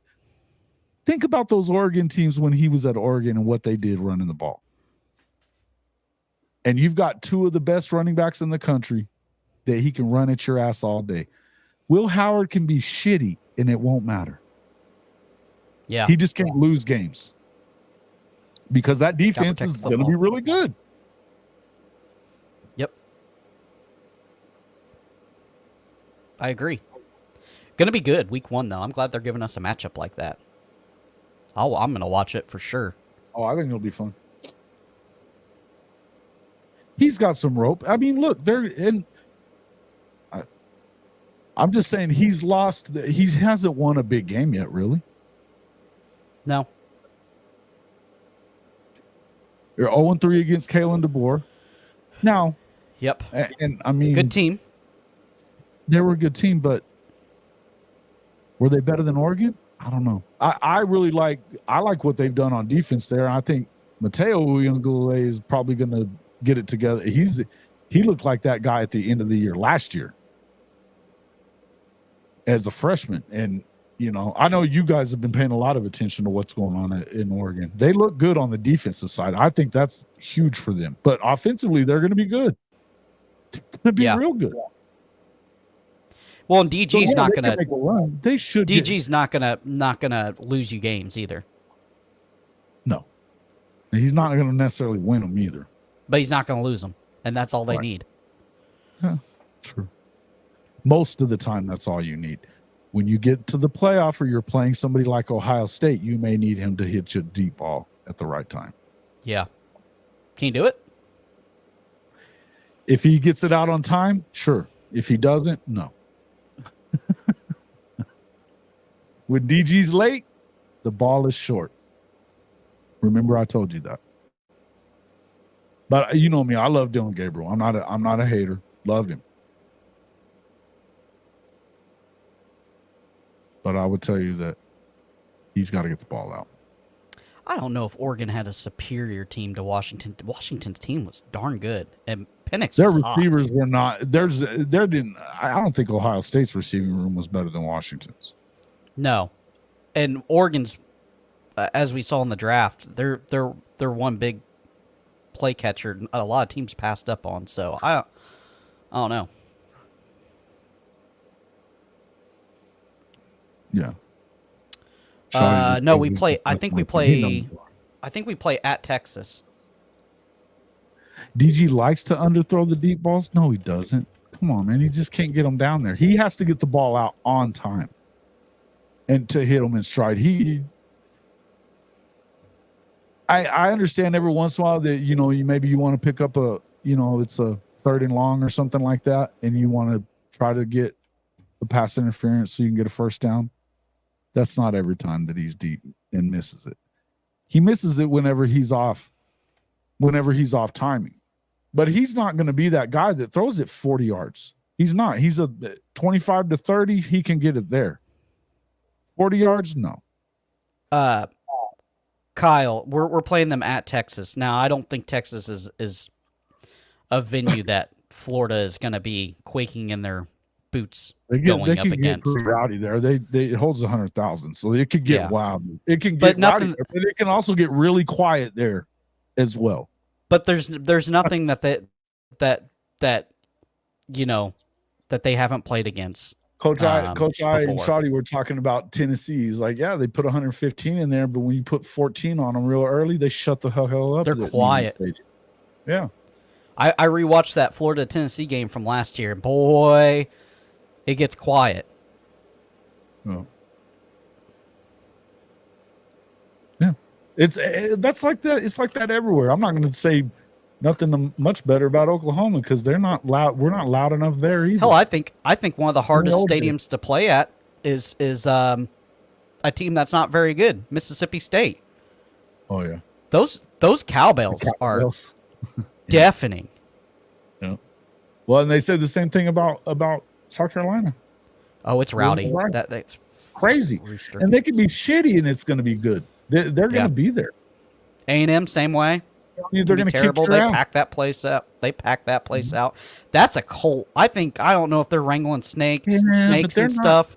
They're definitely weird. They're weird. I've been to 2 games at College Station, and they're not as ugly like LSU fans are wacky. Florida fans, I haven't been to the Swamp, but I know they get crazy there. LSU at night. Oh yeah. They drink all day. I know. It's wild. I haven't personally been to one. My dad's been to a bunch, and he's a big Wisconsin fan. Yeah, if the Palace is rocking, it's electric. I agree with you on that. But you've also been to games that they aren't like that, and that can't be that way anymore. And I think you're probably right.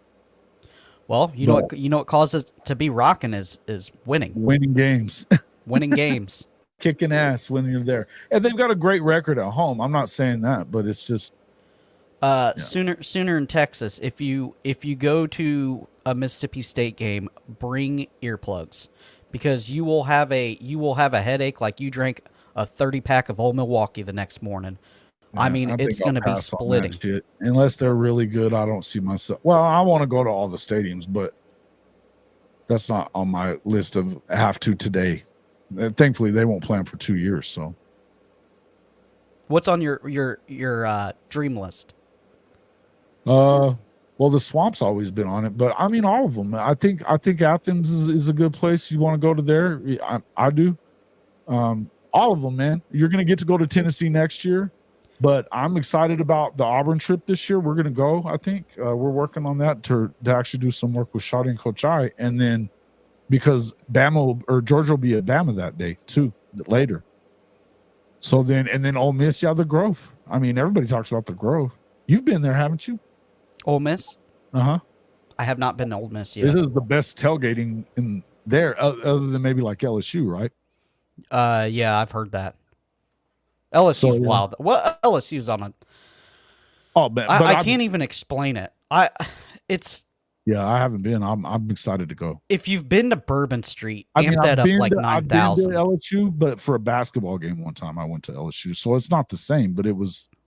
But I saw the stadium, and yeah, I know how they are. But it'll be fun. I want to get to going there. I want to go to Neyland. I want to go to Yeah. Now, that's one thing. You're not wrong, Travis. Travis Triplin, welcome into the show, by the way. He says, remember OU's fight song, Boomer Sooner plays every 3.2 seconds. Yes, it will. And, Coach, I was talking about Rocky Top. That's the only one he remembers out of all the other fight songs. Is he just knows Rocky Top because they play it so much. Yeah. I want to go to... I promise you Boomer Sooner will be that way. Dun, dun, dun, dun, dun, dun, dun, dun. Jacksonville too. Mm-hmm. That Florida Georgia game in Jacksonville. Finally,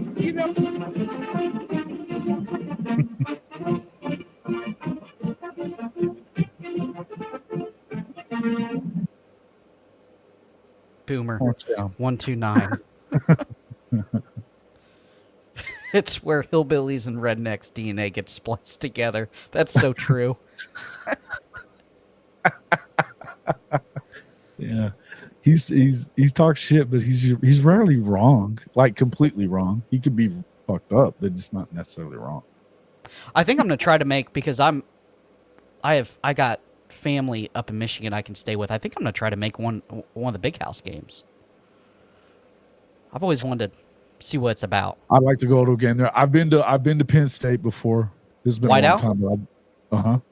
Yep. Is it wild? They were playing Ohio State. Yeah. Oh yeah. It was amazing. It was great. It was back in the Joe Pa days, but it was really cool. It was actually, well, I was still in the Air Force, and one of my sergeants, he's from Pennsylvania, and they had season tickets, so we got to go to that. Yeah.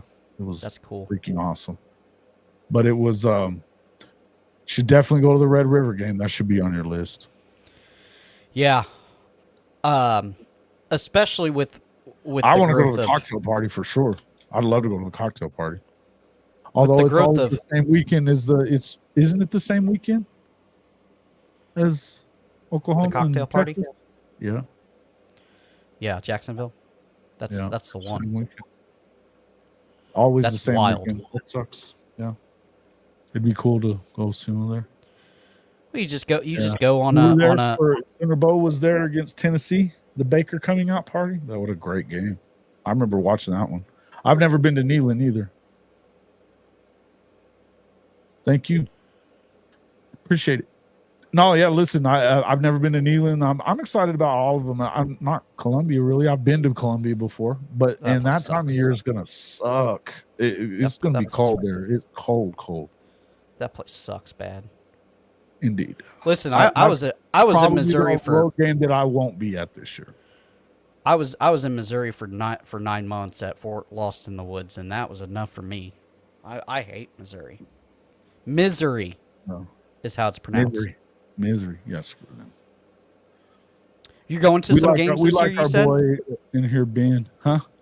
You going to some games this year, you said?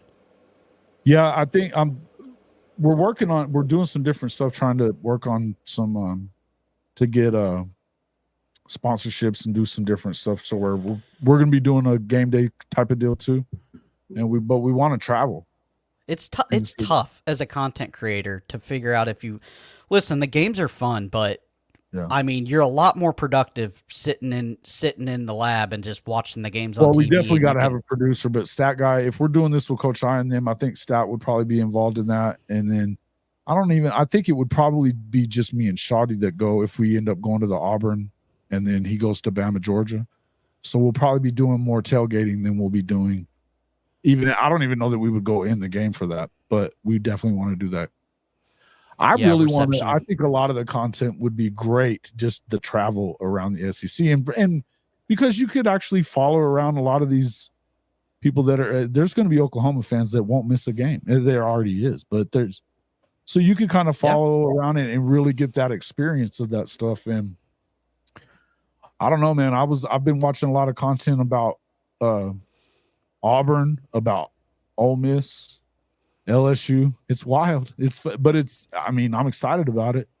But I think that fan perspective from an OU fan perspective, and then of course me being an OU fan, it's just, we can do a lot of cool content with it. And I think that's kind of where you kind of take it to that next level is by doing those kind of content stuff. You got to get focused in RV companies / barbecue joints, whatever. There's different places that you can work with, but we're working towards that. Yeah, we're trying to map it out at High Top. It's tough. We're running 4 channels now. That was fun last year. Cincinnati was super cool. I didn't even have expectations like that, but they've got that stadium. Nippert Stadium is the oldest college football stadium in the country. I didn't even know that until that week that we went. It was a blast. Great sports city, Cincinnati. Great sports city. Yeah, I'm only 2 hours from there. Yeah, you should check out Cincinnati. I'm telling you, we got done with the game because it was early. The game got over with. They had a Major League Soccer game going on in town and these huge concerts, and then they had baseball that night. I mean, all damn day. there was shit Sports. going on in Cincy. It was great town, great city, man. It was, and What- the fans were cool there too. What always irritates we me is appreciate I wish Louisville could get good, because I'm only 2 hours away from Louisville, and they have a cool Well, see, stadium. that's not that far from there either. Yeah, I've heard that Yeah. too. Well, I tell you what, They're just they've not got a ever good good. coach there. They've got a good coach there now. They've got a good coach there. Crap, I forgot about. I need to send that to Bomber and let him come in. All right. Well, Cody, I hope I convinced you of what I was talking about. It wasn't that he was just trying to trash everybody in the SEC.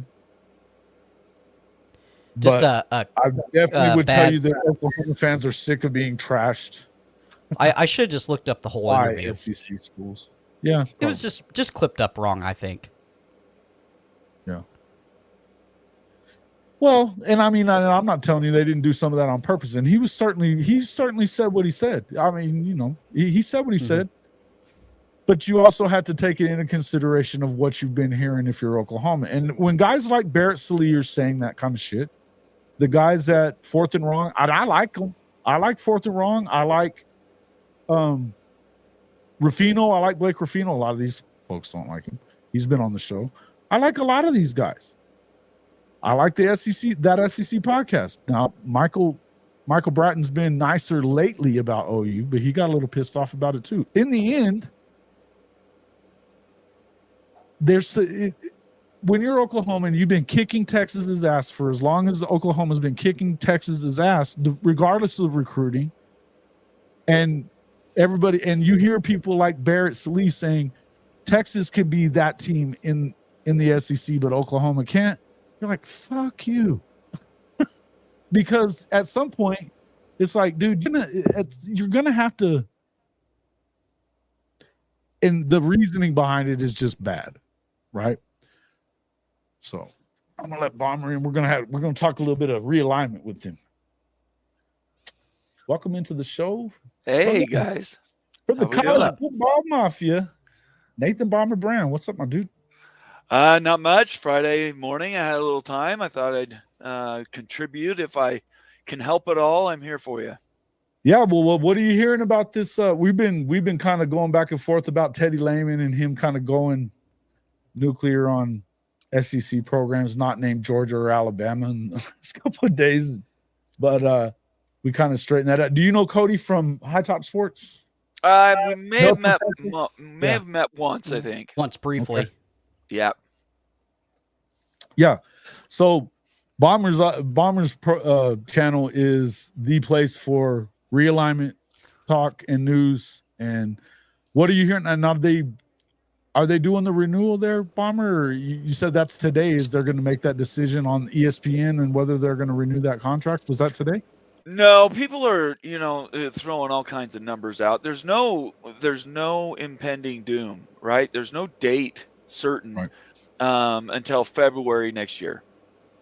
That's the date certain for the ACC. So what's going on right now is all the legal challenges back and forth between Florida State and Clemson and the ACC and ESPN.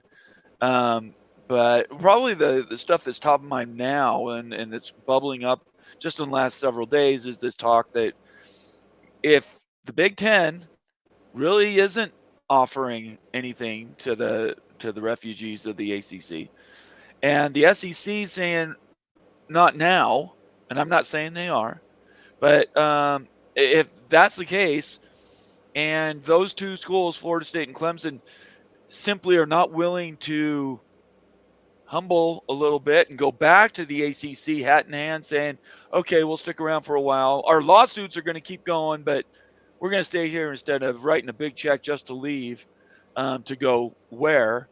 And Brett Yormark's just, you saw him all last year, just rubbing his hands together, salivating, waiting to He's eat. certainly aggressive.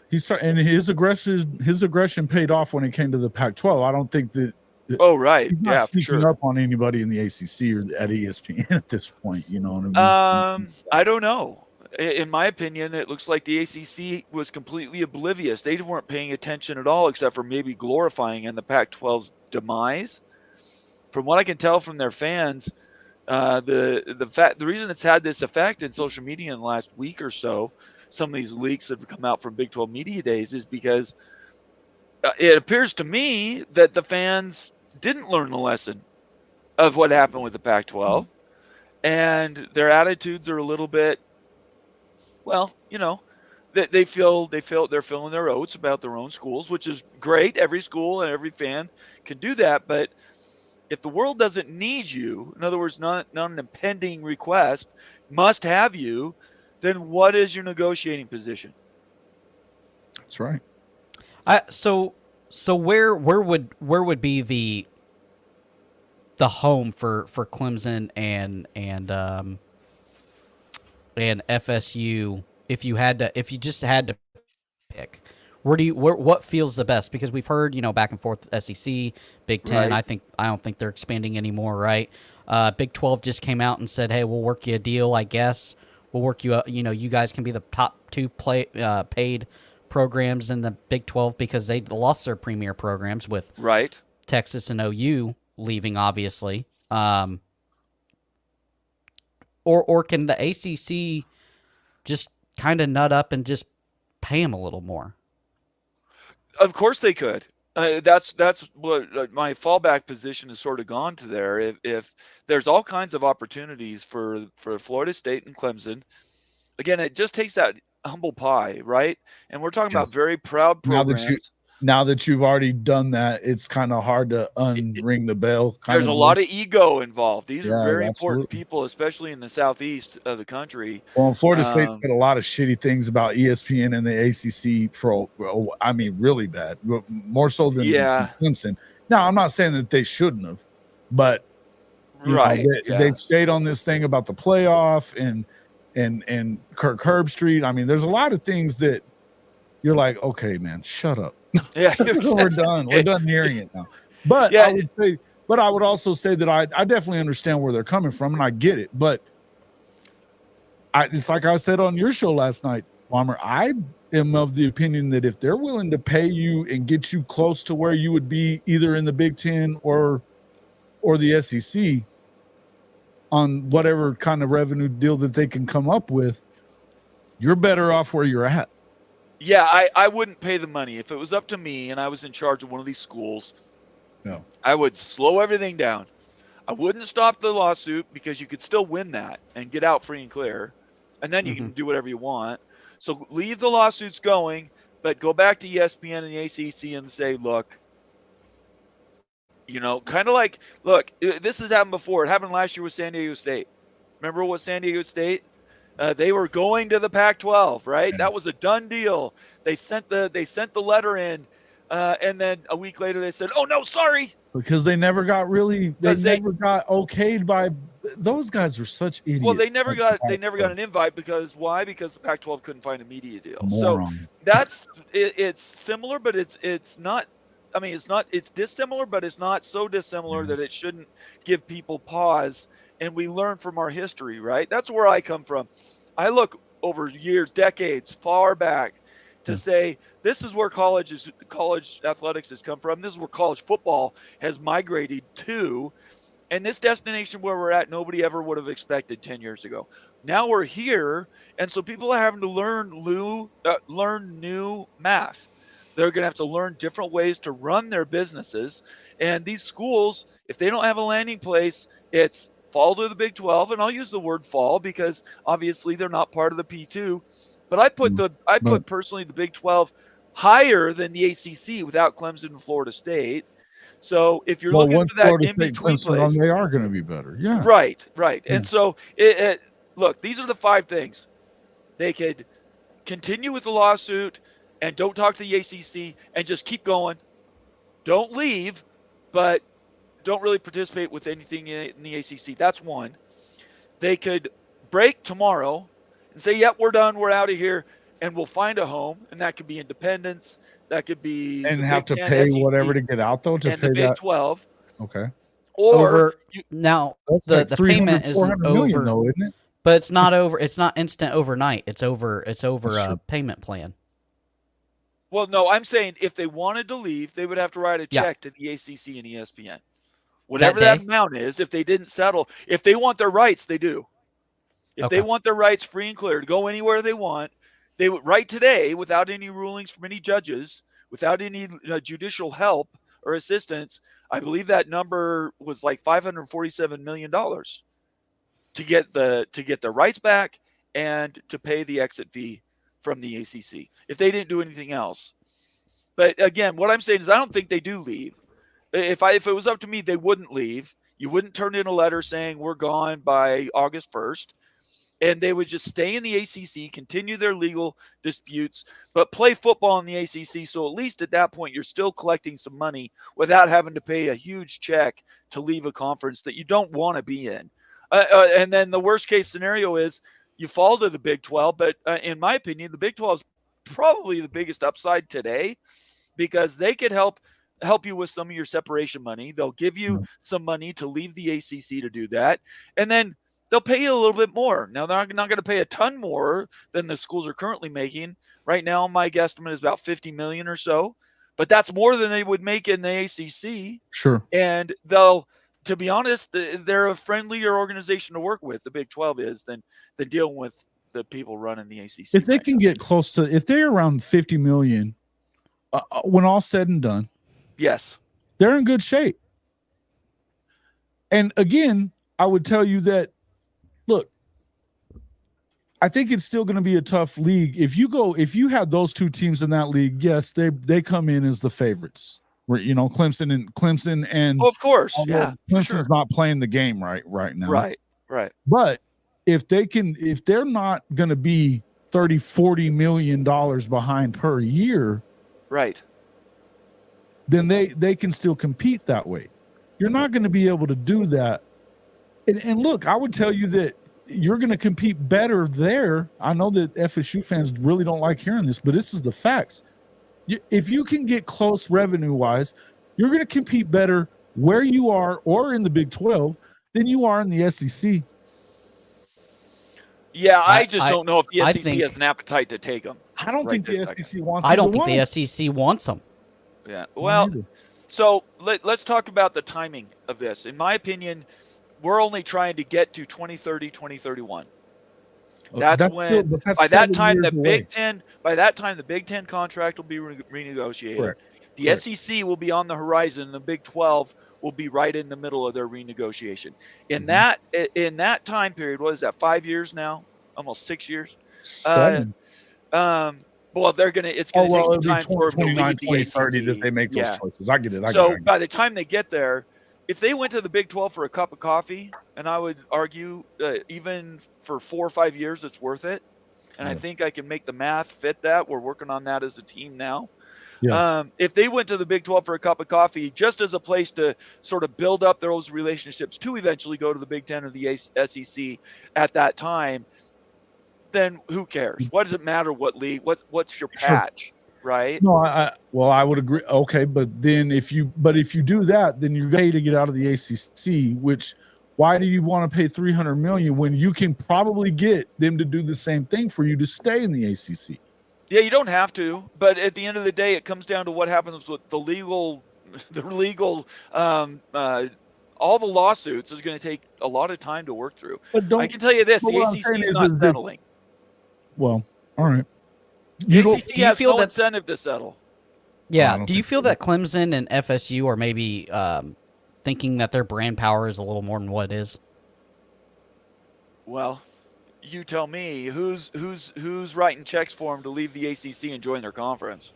Their brand power isn't North Carolina. I'll tell you that. Yeah, nobody is. If they were in that high demand, they would already be in the Big 10 of the SEC. Right. They're not. They would have negotiated an exit from the ACC, and they would already be in those two other conferences. I think if there's one school in the ACC that everybody really wants, it's Carolina. Yeah, but there's different reasons for that too. Mostly it's demographics. It's not football power. It's not any of that stuff. It's all demographics about North Carolina being the fastest. Carolina's a huge brand, though. No matter, it's a huge college. Ton of people. So it goes a lot deeper than just the best football teams on the field. I know, but I'm saying brand-wise, Carolina's the biggest brand in the conference.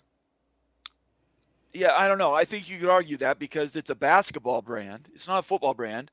And we know football brands are Michael what drive the Jordan's bus. brand. It's Michael Okay, Jordan's well, brand. But I mean, don't misunderstand. I know they're a brand, right? They're a brand I value know, that I know, drives. and I'm not It's being top 20 in argumentative. the I'm just- country. It's top 20 in the country. There's no doubt. But Yeah. is it enough to by itself It's not Notre form Dame, the though, ACC to blow up? No, it isn't. True. No. No. And I think that would be who SEC prefers, is what I was getting at. If they're going after anybody, I agree with you. it's the SEC would want them. But that being Yeah. said, I don't know that that's necessarily something that anybody really wants to do. I know Carolina's acted like they want out, but Well, as to a me, SEC, I think that I've always felt like ESPN could get in the way of this and say, look, let's fix this, get the ACC to relent and pay them more. You got $200 extra million out of SMU to come and not get paid. Right. Yeah. Well, You have the money. You can stop the lawsuits and look, and then come 2030, do whatever. But to me, I think I don't know. I think it's a mistake for Florida State and for Clemson. I get where they're coming I would from, but I probably- think it's a mistake. I think it is a mistake for them to leave. well, and now with the playoffs, they're gonna get what they wanted. They got access to the playoffs. You're What- gonna get. why, You're why gonna are get you just what why are asked you for crying and now. complaining? Well, because they want respect. yeah. Yeah, I and mean, their conference listen. told them not The to- playoff thing was absolutely the nail in the Yeah. coffin for FSU. Yeah, it really was. Yep. Absolutely. Yeah. That was kind of in my opinion, they still would have pursued leaving the ACC, but on a much slower timetable Mhm. if ESPN and the ACC backed them up for their inclusion in the college football playoff. But I'm gonna say this. That's also FSU's fault that they didn't make the playoff. All they had to do is be reasonably watchable during the Louisville game. Nobody wanted to watch it. I mean, I don't- It was a terrible game. They didn't Look- exactly Huh? drill Florida either. They didn't exactly Yeah, drill Florida. that's what you're saying is probably right. It doesn't but mean they if we're didn't get talking about screwed. Didn't mean Yeah. they didn't get screwed. if we're talking about pure, look, what's America built on? Is it a fashion show, or is it performance on the field? The NFL is all about the best teams in the field winning games, making the playoff, and then competing. And Well, they the were people- told you they gotta- won games, they got to the end, they won their championship. I don't care how you did it. Don't come at me and tell me, oh, you didn't do it the right way. What? I'm 13-0. What do you mean I didn't do it the right way? That's a bunch of crap. I don't buy that at all. But you're gonna tell me that their strength of schedule is the same as the team that didn't. That's that not they the didn't point. beat That's out? not the point. it They is went the point. undefeated. No, it isn't. I'm not going to do this with you, JC, because I know you and I definitely disagree. agree. I am Listen, just telling I'm you, telling I you think that they got earned a screwed spot. too. I believe that they got Yeah. screwed in a way too. I'm not saying that it's not screwed up. Look, Right. that playoff system has been screwed up since it started. Yes. I mean, in all It's in true. all, the committee and ESPN were just lucky that it never happened until last year. It's a fashion show. It It's an should have happened invitational, more than once. right? Oh, It's an absolutely. invitational. And so- guess what? It continues. Watch. It's going to happen more. Of course it is. But this is my thing. They would have just got their okay. So Now, they make the conference playoffs. champions They were get just going to in, get their but- doors blown off of them. Okay, but that's you play That's not- you play to fight. Right. They didn't play to fight Oh. versus Georgia That's Why my would argument. Why would you? for pride. I don't. Okay, you and I are going to disagree about that. They had their hearts ripped out of them, and the players that had played. You go and 13 make a weeks, statement. Well, to what? me, Beat a team that has it doesn't The get you into a back-to-back playoff? defending national champion that also got screwed. Yeah, you show up to that Well, game. I'm sorry. Yeah, okay. definitely there's a side. We don't have to have this argument. I would agree with. I think would you have agree just with- as much right to your opinion as I do mine. Oh, yeah, for sure. I just disagree with you, but I also I'm agree gonna that I think Georgia was the best team in the playoff last year, and they didn't play. But they didn't get in it. Yeah, no, Yeah. Georgia was. And look, when you've won back to backs and you've got one loss and you haven't They lost got- a they got freaking robbed. conference game since 2020. Yes. Boy, watch So- out too, because that ain't gonna happen again this year. Yeah. Well, 12 teams There's now. nothing Things are a more- little different now. There's They nothing are, okay, but there's but how nothing. different? There's Here's- nothing more. There's nothing worse in the world than Kirby Smart Guys, and here's being the- able to feed into we're not good. Oh, Yeah, yeah, they don't like us. Here's I don't have any here's opinion right on here that. what these guys are saying. That you're never going to get 2 in. Now, I don't know that it's never, but I think that the problem with the Big 12 and the ACC is, and in the ACC this year, generally speaking, you don't really have 3, 4, 5 teams that are going to be up there with Clemson and Florida State. I think this year you kind of do. But the Big 12, on the other hand, is very competitive. Yeah, from Big top to 12 could bottom. get 2 teams in this year.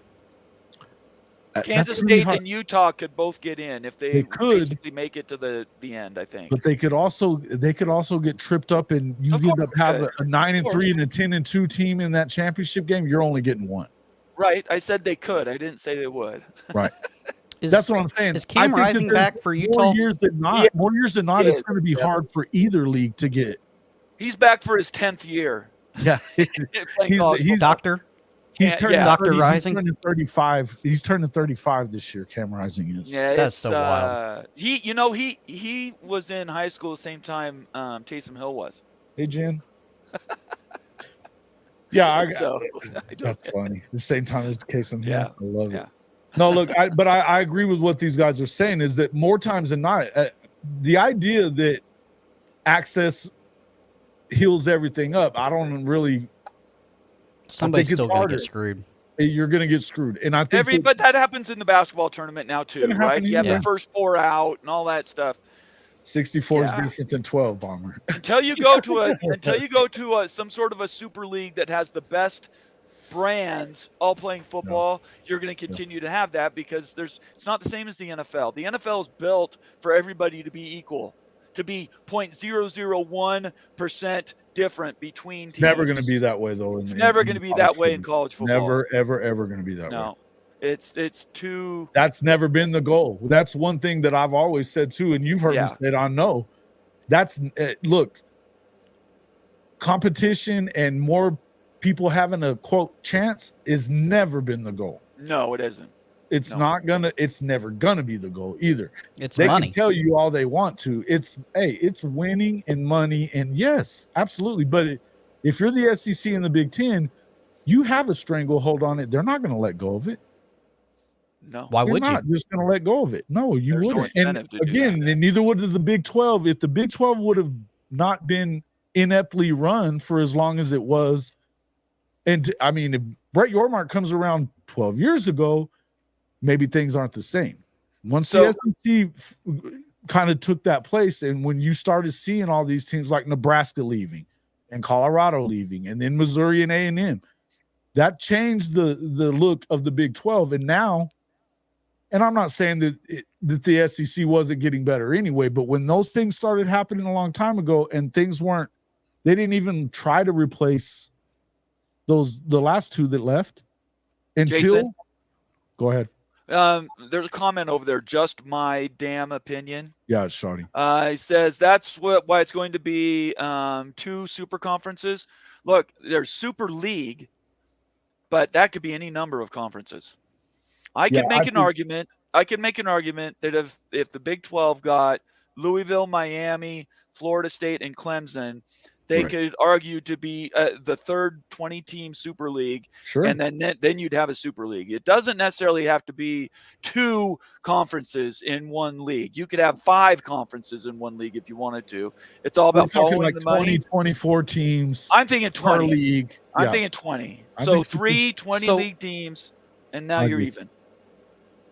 Go ahead. Even if they tomorrow they decide to go to the Big 12, the schedule's already set. What do you do about that? For 2 years, I would argue 2025 or 2026 is when they would switch it over. Okay. So This is not why this year. It's not gonna happen I've this just year. seen FSU people act like we're doing it right now. Right.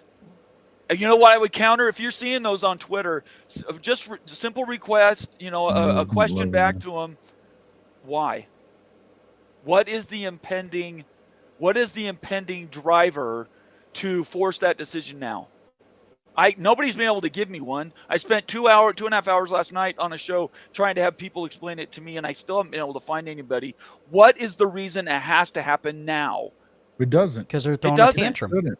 It Well, probably shouldn't. That's not No. a reason to do it Nobody now. That's gives- just and because first you of want all, it. nobody gives a shit about Florida State's tantrum either. By the way, Yeah, I'm not making an opinion about that. All I'm saying is I cannot see an impending reason to make that throw the gauntlet down in the sand today to say we have to do this. I agree. You would think when the Big Ten and SEC cuts off ties to talking to you, you should probably self-reflect. Yeah, and but say, we don't hey, know maybe- that's happened. But We that's don't know not that's that's not happened. necessarily what's going on either. There's back Yeah, we channeling don't know going that's on all the happened. time, and these guys definitely know that side of it. What I was getting at is the Big Ten. Neither the Big Ten nor the SEC have to get in a hurry. They're at the start of a contract right now. Yeah, there's no rush for the SEC or the Big Adding Ten. programs, I said this to you last night. Adding programs is dilutive Because I've even seen for both. It's dilutive. There's not a team in either conference that's going to give up $1 to either one of those teams. No. I've even seen stuff where FSU fans are saying, "Well, do we just tell them we're not going to play?" Why would they do that? Of course they could do that, but why would they? Yeah, I don't know. They're Yeah, acting like they're getting a deal done That kills tomorrow, your though. brand. I mean, if you really believe that you're a brand that matters, and then you don't play at all, I don't see that. It makes happening. no sense. Look, There's too again, much this is- jeopardy there. There's too Absolutely. much jeopardy there. I'm telling you, I think what you were saying about 2030, whatever, 2029, 2030, when they're looking at these new contracts are now a year or two away. Yeah, Now you've got something to talk about. exactly. Yeah. Right now, they So- can pitch their little fits and and stay in hemorrhaging money to their attorneys for these lawsuits as long as they want to. But that doesn't mean that the SEC is going to be like, oh, okay, then yeah, we'll do it. What's what I mean? Technically, no- what's the fastest they could get out of the ACC? If they want to write a February? check for $560 million, they could be out tomorrow. But the schedule's set. BYU shifted around a schedule around in 8 months. You can get people to play you. I would So say they- they play for this year and then they're out in 25.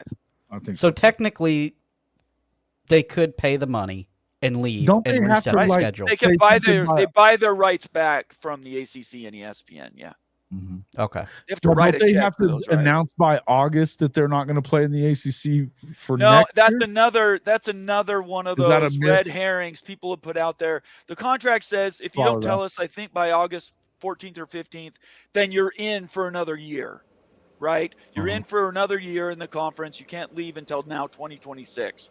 Okay. That date is just as negotiable as the leaving number would be. I don't think the ACC would, if they'd happily cash your $600 million check. They have no reason to want you to stick around and be a poison pill for the conference. They at that point would let you go. But they also aren't just going to let you walk for free either. No, that's what I'm saying. Write them a check for $600 million. It's No, I not agree. free. Is that Not per anywhere near brand? free. Is that per Yes. brand or is that Yep. okay? So So you're then- talking. Which is another reason why you don't hear every ACC school barking to get out of the Big 12 either. Yeah, Cody no, Light- it's Cody Light silly. has this idea that everybody should just want to go to the Big 12 whether it's Clemson and FSU or not. Oh no, you got to come here. Why? We're going to get paid enough that we can hold it together right here as we are and go get Oregon and Washington State. Even if you were to lose just the two or however many, you're going to backfill it. I don't know that the ACC has to come apart completely. At this moment, I'm with you that we don't know what's going to happen, but I'm not of the opinion that it's going to happen quickly. I just don't see it really happening quickly. Do you? The urgency that I I'm don't see hearing, the ACC unraveling. So Go ahead. there's two things you said there. First, the urgency to do it now. I think that's just impatience. Florida State Sure. people just want change. They want this to be over with. Nobody likes the long, drawn-out processes in the courts. Nobody likes that. They just want to write the letter, turn it in, say we're gone, and then we'll find where we're going to land. Well, the moment they do that, they lose all their leverage to negotiate with the Big Ten and the SEC. So if they don't have a guaranteed spot, and they could have figured something out through third-party talks, They could have a spot in the Big Ten or the SEC, but if they don't and they do still turn in the letter, now you're flying without a parachute. And it's hard for me to see that happen. So I don't think there is a big reason to make a change. Florida State people that I trust tell me something is going to change before football season. I just can't predict what that will be. It seems kind of crazy that they would go out without a for sure landing place, but maybe that's what the Big 12 is. Maybe the Big 12 is we're your sure landing space unless we can find a way to work our way back into the SEC or the Big 10. I mean, does the Big 12 have the type of cash flow that they could help them get out if they Private wanted to? equity. Private equity. So you get the idea would be, and I talked to Bob Thompson about this, and he says, yeah, it is an idea that I don't know if that's a good question or not. I'm just asking. No, I'm trying to answer you. Yeah, the answer is they would use private equity to basically reinvest in their own league. They sign away a portion of their rights, 15 to 20%, and they get a check for $1 billion to do that. They can do whatever they want with that money. It's like a short-term loan. And then they're on the hook to repay it over a period of years. It's just like going down and getting a car loan. You're putting money down, you get the car. If you don't want the car anymore, you have to pay the money, right? So that's what this is. They would take private equity, and then they would essentially assist any schools that are in the ACC that wants to move, pay those exit fees to leave. By the way, the reason that hasn't happened already is because nobody knows what the number is. Wild Ute, who is my brother in arms here, did the math, and he works for a bank and he knows all the numbers and stuff like that. He ran the numbers, and if they were allowing schools to leave for less than $300 million, the ACC cannot sustain itself with any of the money it would get back to run. So if it's less than $300 million, the ACC is a dead conference at that point. If it's more than 300, then they could take that money, reinvest it into the league, bring in some probably G5 schools, and then sort of do what the Big 12 did. That's the problem, is nobody knows what that number is. If it's too small, then it's a jailbreak and everybody leaves the ACC. If it's too high, then nobody can leave except for maybe one or two, but you have a very wounded and hurt conference in the middle. Okay, so wouldn't you be essentially going from one stranglehold to another if you decided to do that? Because then if you don't like the Big 12, right, you're hosed.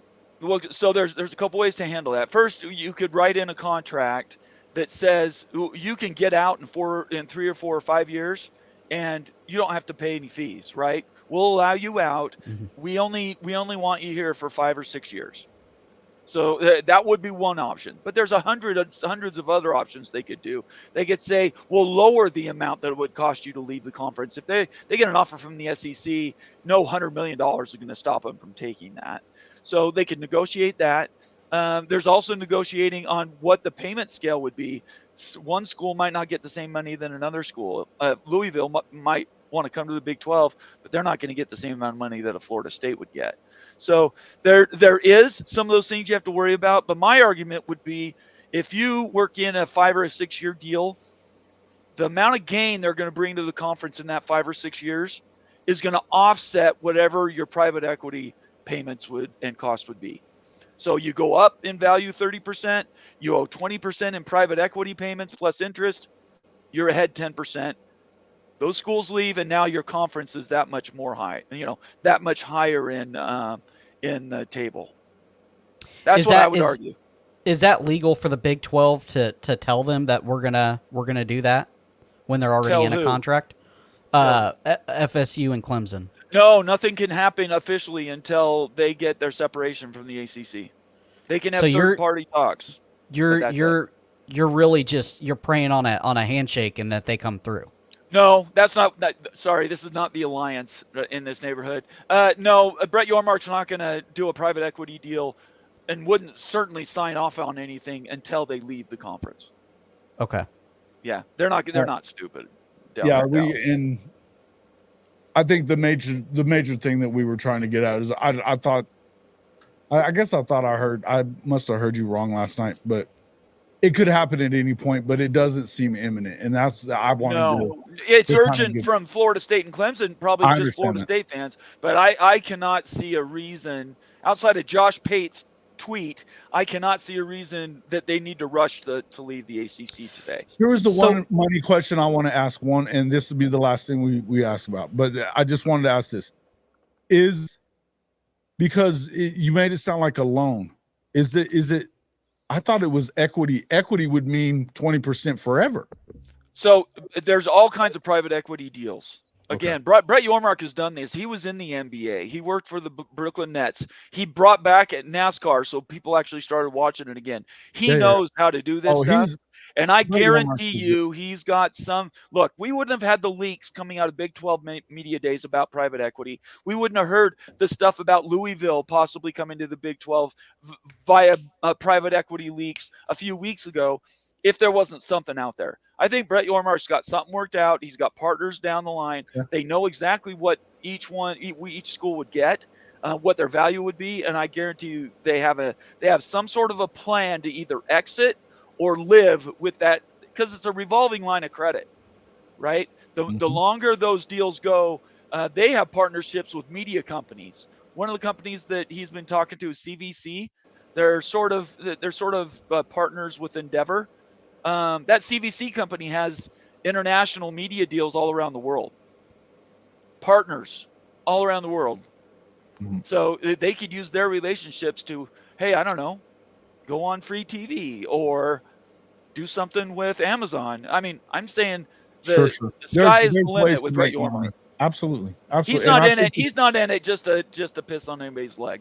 That's what I think about Yormark is that I said earlier. I think had he been in charge of the Big 12 10 years ago, oh yeah, it would have been a lot different. And what I would say is that this is a guy that didn't come from the athletic director ranks. This is a money dude. This dude knows money and how to make it. And so I think that's where the Big 12 is in an advantageous position, is that they have a guy that knows what he's doing. Much like we saw the Pac-12, Kliavkoff was in over his skis. So was Phillips. I would argue Phillips the exact same way. Tony Phillips, same thing. Yeah. So I would agree with you. I do have a question. Why does it have to be a package deal? I just feel like Clemson is not as – maybe they're just not as loud on Twitter about leaving the ACC.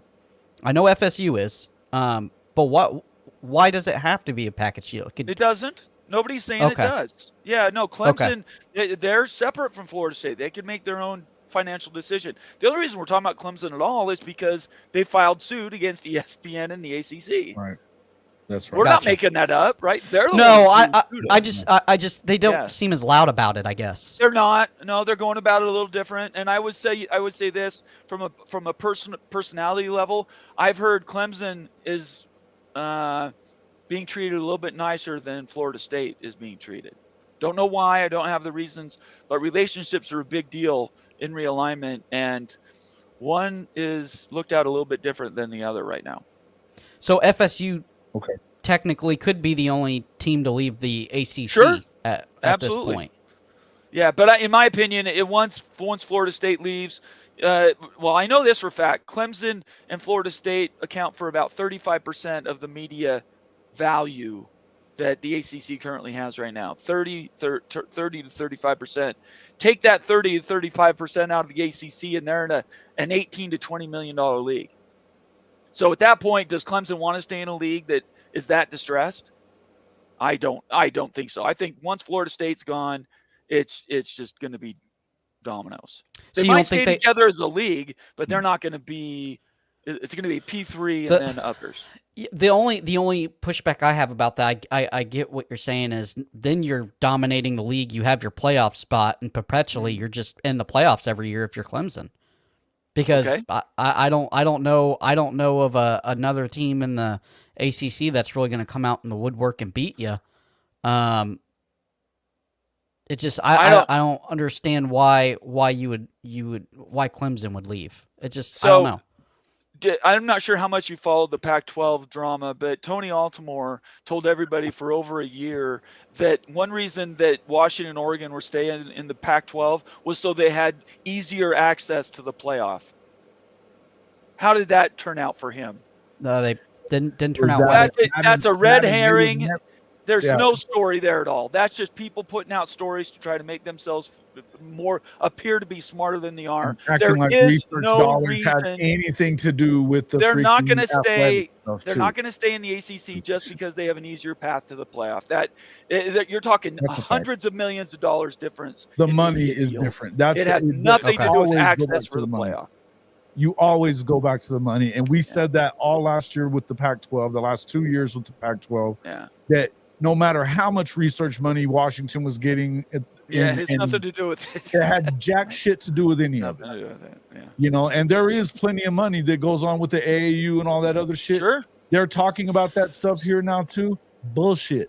If you can get one, but now I would say I'm not positive that the Big Ten wants them that much either, because I think you said something earlier that made a lot of sense. If they're so popular and sought after, why are they still there? Yeah, know. exactly. Why? I don't Somebody know. tell me. Somebody tell me. I'm with Because I you, can't. yeah. That's the question that keeps coming and rattling in my head.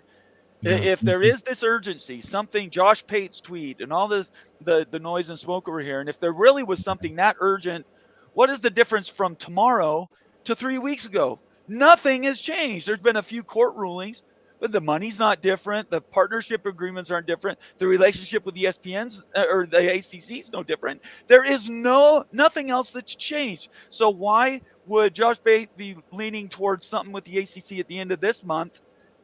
Why didn't that happen in June or May? Nobody can answer that question for me because I can't see one reason that really is concrete different. No, and I think the only way, I think that if anything's happening soon, it would only have to be that they shut all of it down and they're going to give them more money to stay. That's the only thing I could see. Yeah, I don't know. That How, maybe- I mean, I how could be much more wrong, money but are it's they just- asking for? They want generally what the SEC and the Big Ten are paying out. That's right around $60 to $70 million a year. For just those teams, just those top tier teams. Well, that's what they top think tier. they're worth. That's what they think Yeah. they're worth. But But nobody what wanted to was pay the 'em that. Pac-12 worth? Was Pac-12 worth 50 a team? How did that work out, Mr. Mark Harlan up on the hill at University of Utah? Pac-12 was never worth 50 million. Never worth 50 million once USC left. I don't Oh, care who's bullshit. watching Genetics or Baltimore. It was never worth that. And you know how I know that? Because the Pac-12 is They now didn't get gone. it because they And didn't get it. So you Yeah. can ask for whatever you want. Yeah. Florida State and Clemson can ask for whatever they want. It's a free They country. overvalued themselves But for what is their value to the they conferences and to overvalued the media themselves partners? right out of being existent. Look, I would tell you this. It took Brett Yormark doing everything right and the Pac doing everything wrong. Yes, it did. And everything by everything, I mean every damn move was Yes. wrong. Had it not been for the Pac, if the Pac-12 would have just got one thing right, Right.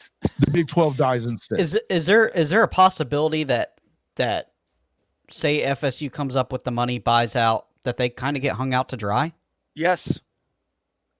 Until there's paper, a signature on a piece of paper They're somewhere, already right, they yeah. are That- floating. They're a free agent at that point. Yeah.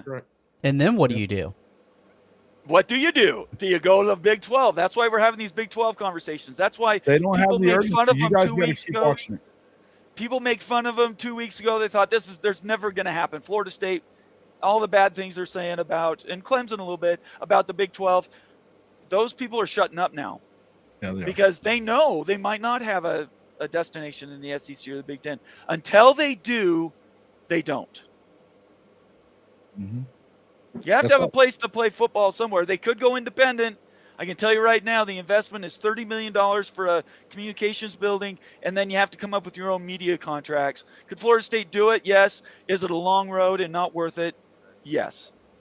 Because BYU did it, and I wouldn't wish it on anybody. And then you would in no. turn lose your access to the playoff, you would. correct? You would no longer have your guaranteed G5. And I or don't think that's P5. that's the route they want to go. No, of course not. No. Yeah. No. They want leverage.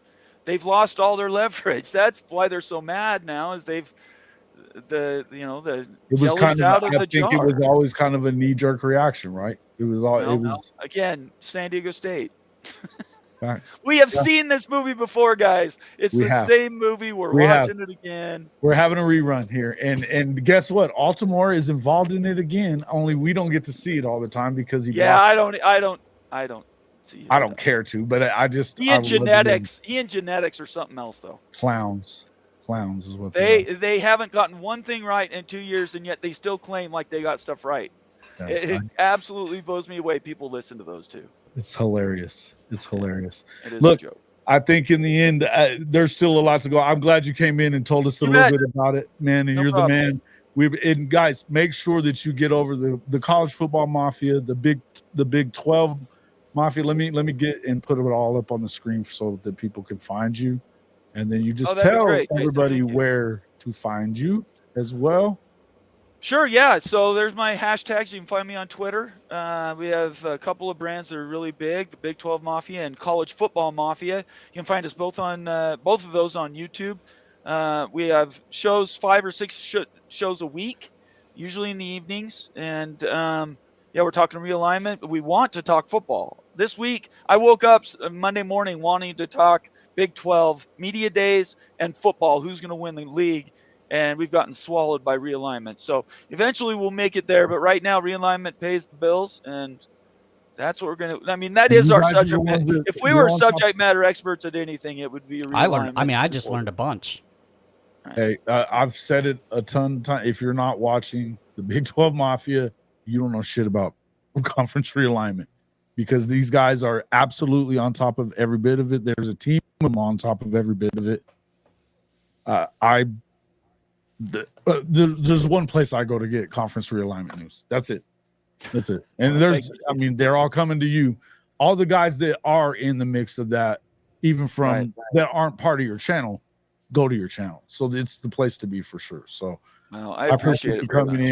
in and I love your stuff, man. I enjoy watching it and appreciate having you on, man. Love getting to hear all this stuff. And we, I think that it's the one thing about it, conference realignment is very emotional. It's emotional, man. Oh, sure it is. I mean, it's about money. you bet. It's always going to be about money. It's a financial thing, but there's so much emotion behind it, which is what you love about college sports. But it sucks that you're wasting emotion on these things instead of what's going to happen in the games. But I appreciate. We just that. need football back already. We do. I think everybody wants football back. I think everybody, including Florida State fans, want football back. So yeah. Professor, Well, it's nice to see you again. Nice Yeah. to see you. Thanks for, sorry if my questions weren't all that great, but I learned a whole bunch No, about are it. you kidding me? That was awesome. they were the right questions. great. to I was ask. just because What I everybody only wanted see to know. one side of it.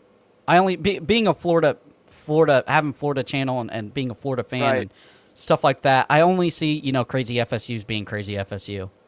Right. Well, I mean, you guys have a whole different universe down there for competition in Florida, so I wouldn't even know where to begin with that. But yeah, you guys are.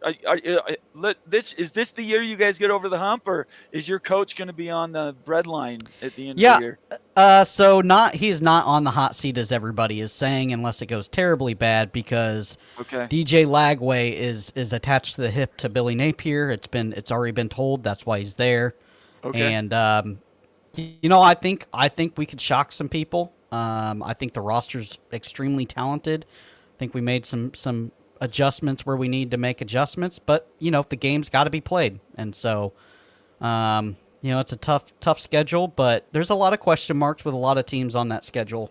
We just don't know what we're going to get, right? We don't know if South Carolina is going to be great. We don't know, young guy at Tennessee. We don't know if he's going to light it up.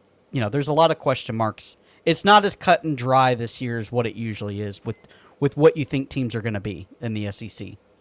Okay. Well, I've always liked Florida. Never had any problems with Florida people. So good luck to you.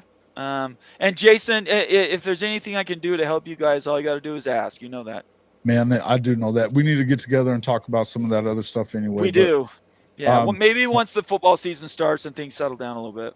Well, yeah, and I mean, I got some time over the weekend if you want to give me a yell or something like that, or whatever. But Why don't you call me if you have stuff you want to talk about? Just give me a call. Cool. Okay. I'll talk to you soon, man. Thank you a lot for All coming right. in, man. We You appreciate guys have a great weekend. Okay. You too, buddy. Yeah, you too. All bud. right. We'll see you later. Bye bye. Bye bye. All right. Nathan Bomber Brown from the Big 12 Mafia, College Football Mafia. Make sure you guys get over there and check him out for your conference realignment news. Yeah, the Fighting Aaron Hernandez is no love here. You guys are wrong, but I love it. It's you know what you're gonna get around here. Woo! All right, guys. Yeah, his YouTube channels. It's look up Big 12 Mafia, College Football, CFB Mafia.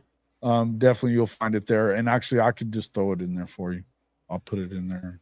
I'll actually, and it'll be in the. It'll definitely be. I'll put it in the description after we're done, and we're done here. So we're gonna. Cody, I appreciate you coming in, man. Tell us about what you got going on as far as high top recruiting and everything. You guys are staying on top of it. This is a busy season, right? Yeah, we're really busy. So we got obviously High Top Sports. That's the main channel on Wednesdays. More Florida based, obviously, but a lot of SEC stuff. So just because it's not all Florida talk, we go over a range of stuff. It's a fun show, and then we have High Top Sports Recruiting. I just released an Oklahoma video about your wide receiver core, what you're bringing in 2025. I like it a lot. Got some very, very good kids. I've already posted the defensive video, the offensive video, and then at the end of the recruiting season, I'm going to redo an update, and when their senior film comes out, and double down. OU is always good to me, so I produce quite a bit of content for them. But there's a lot of content out there. If you're just looking for content, Big 12 or Big 10, we do have an Oregon channel that is just ramping up. We started that thing about 3 months ago, and we're 100 away from 1,000 subs. So it's really booming. But yeah, you just type in High Top Sports Recruiting or High Top Sports or High Top Sports Oregon. You'll see us there. Okay. Yeah, let me I'll pull this off for just a second. Real quick. Thank you, Summit Hawk, for the super chat. We appreciate that. Thank you very much. We enjoy bringing it to you. We've had 1,000 people in here watching. We are at 60 likes. So if you haven't hit that like button, please make sure you do that. Thank you guys, everybody, for coming in.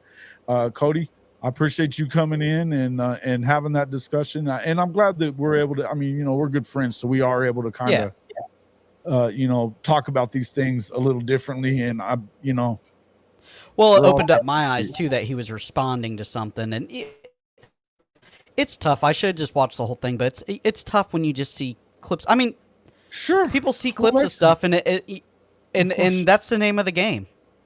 Sure, absolutely. Hey, look, man, and content creation. Shit, somebody said, and they said it on Crane and Company yesterday, and I was laughing when they said this. There was like, well, Oklahoma fits right in. We're all crazy. Every fan base. Just my damn opinion. Oh, I do UGA content, by the way. I have quite a few of their videos up. I don't hate. Listen, the recruiting channel, I take my Florida bias off, and it's as real as it gets. If I think you have the top class defensive line, I'm going to tell you got the top class. If I think you got the wide receiver core, I'm just going to play it how it is. I'll back you up on that one. This is the most look. For the recruiting gurus and all these guys out there, nobody's like this one. I absolutely love watching Cody, the professor, when he starts talking recruiting, breaking down film. It's entertainment, but he picks them out too good, very well. And he's doing a lot of stuff with, Oregon, Florida, but it's a national show that he does anyway. Yeah, so I do OU, I do Georgia, breakdown, Texas, all of Syracuse. So, I do Syracuse because Fran Brown is up there killing it. Right? Killing it. Listen, the show is good. As much as I was just talking about Bomber and the Mafia, what they are to realignment, High Top Sports is becoming with recruiting as well. I mean, on three and that's not who they're trying to be. First off, I think but they're doing a good job and a smart job of the way they're doing it. I love their stuff, and not most of these recruiting expert, quote unquote, I don't buy their shit anyway. They look at it a different way here, so I appreciate it. The the thing with the recruiting show is I don't care where they go. I'm just excited for the kids. I'm excited to break down the film. I mean I get just as jazzed up for a Florida running back to And you hurdle get somebody jazzed up. as a Georgia running back to hurdle somebody. Listen, I that's why I said Georgia's got the top running back class in the nation, because I did my research, I did my homework, and boy oh boy, you talk about good. There's a lot of good talent out there, and it's really fun when I get to see it, and then it translates to next year. Listen, Oklahoma fans, Jaden Jackson is the guy. Okay, I'm gonna say it now. He is gonna be a pivotal piece. I saw it. He did it at the top level at IMG, and he is gonna be something special. And I think he's gonna translate the fastest out of that power line group of last year. I know Stoney's good. I get it. But there's just something about Jaden Jackson that you just can't quantify. Yeah, no doubt. No doubt. Look, Boy, yeah, USC, I made a video all about you them, can and I do. thought they were turning it around. It's Not tough. good. And I think the thing with them is that they have to find a way. Now, I'll tell you, fight on, make sure that you get ready for the next video I got coming out. I did that stuff with the CFB professor, not Cody, Eric McClintock. There's a lot of talk about, and they've got USC doing very well in the Big Ten, which could flip it around. I think that's what it hinges on, though. I think Lincoln has to win, and it better be more than 8 games. The schedule sets up pretty well for him to do so. It's a matter of if you do have enough on that defensive side to be able to stick together the whole year. I don't know. We'll have to wait and see. But according to these guys, and they've gotten a lot of stuff right in their 7 years of being out there. They're better than the ESPN FPI. So stay tuned for that one coming up with us. Look, I talked about a lot of that. We talked about, obviously, Oklahoma. We talked a little bit about Georgia. We talked a lot about the Big Ten as well. So, look, it's definitely a good one. It's about a 45-minute video. I got some editing I got to do and some graphics that I need to work on, but it'll be out this weekend for sure. Make sure you guys get in here and check that out. We appreciate it. Oh, I know you can. I know you've got that guy. The one thing Lincoln does very, very well is scheme offense. It's not always great for his defenses, but he can scheme the offense. So I'll give it there. And Michael, you're right. Hey man, we all love us some Teddy Lehman, it's like I said earlier, he was telling everybody to back off of that stuff the week before, and then he got enough of it, I guess, too. So that's why I got said. Anyway, guys, I appreciate everybody coming in. We've already been going for over 3 hours. I got to get over here and take care of this damn dog. And I got to get some food in myself too. So I appreciate everybody coming in. Thank you, Shoddy, Michael Deesh, Fight on Natties, Timothy Green. Thank you so much. Jimmy Lee Baker, Summit Hawk. Thanks again, sir. Neilio, Hankster. Who else we got? A bunch of people. Man, we've had a ton in here. Let's see. Sooner in Texas, Jimmy Satterfield. Let's see. I don't want to miss anybody. I know we've had a ton of people. Yeah, quite a few super chats too. Good show. Yeah, Ben G. All right, Greg guys, Williams. I gotta make the kiddos some food. We'll see you. Thanks for coming in, bud. We'll see you on the next one. Yeah, no problem. All right. Cody Sprague, the professor from High Top Sports. Obviously, Greg Williams again, Ben G, Neilio, Keaton, Galactagon, Jen Kane. Thank you for dropping in as well. Let's see. Travis Striplin, Michael Deesh, Tony Johnson. I saw you. I knew I saw you in there. Want to thank all the people that always come in as well. Jamie Baby. We've had a ton of folks in here today. Donovan Milliken. Man. Obviously, the regulars, you had Bishop Frank and Stephen G. Man, we've had pretty much everybody in here. Love it. Kyle DePuis, Sooner Bow. Man, if I missed anybody, y'all put too many damn things in there. That's why. Brian Sandland. Don't want to miss him. Want to thank everybody for coming in and sticking it out with us. I hope it was entertaining for you. We had a lot of fun. And thanks a lot again, as always, for coming in. We'll see you on the next one.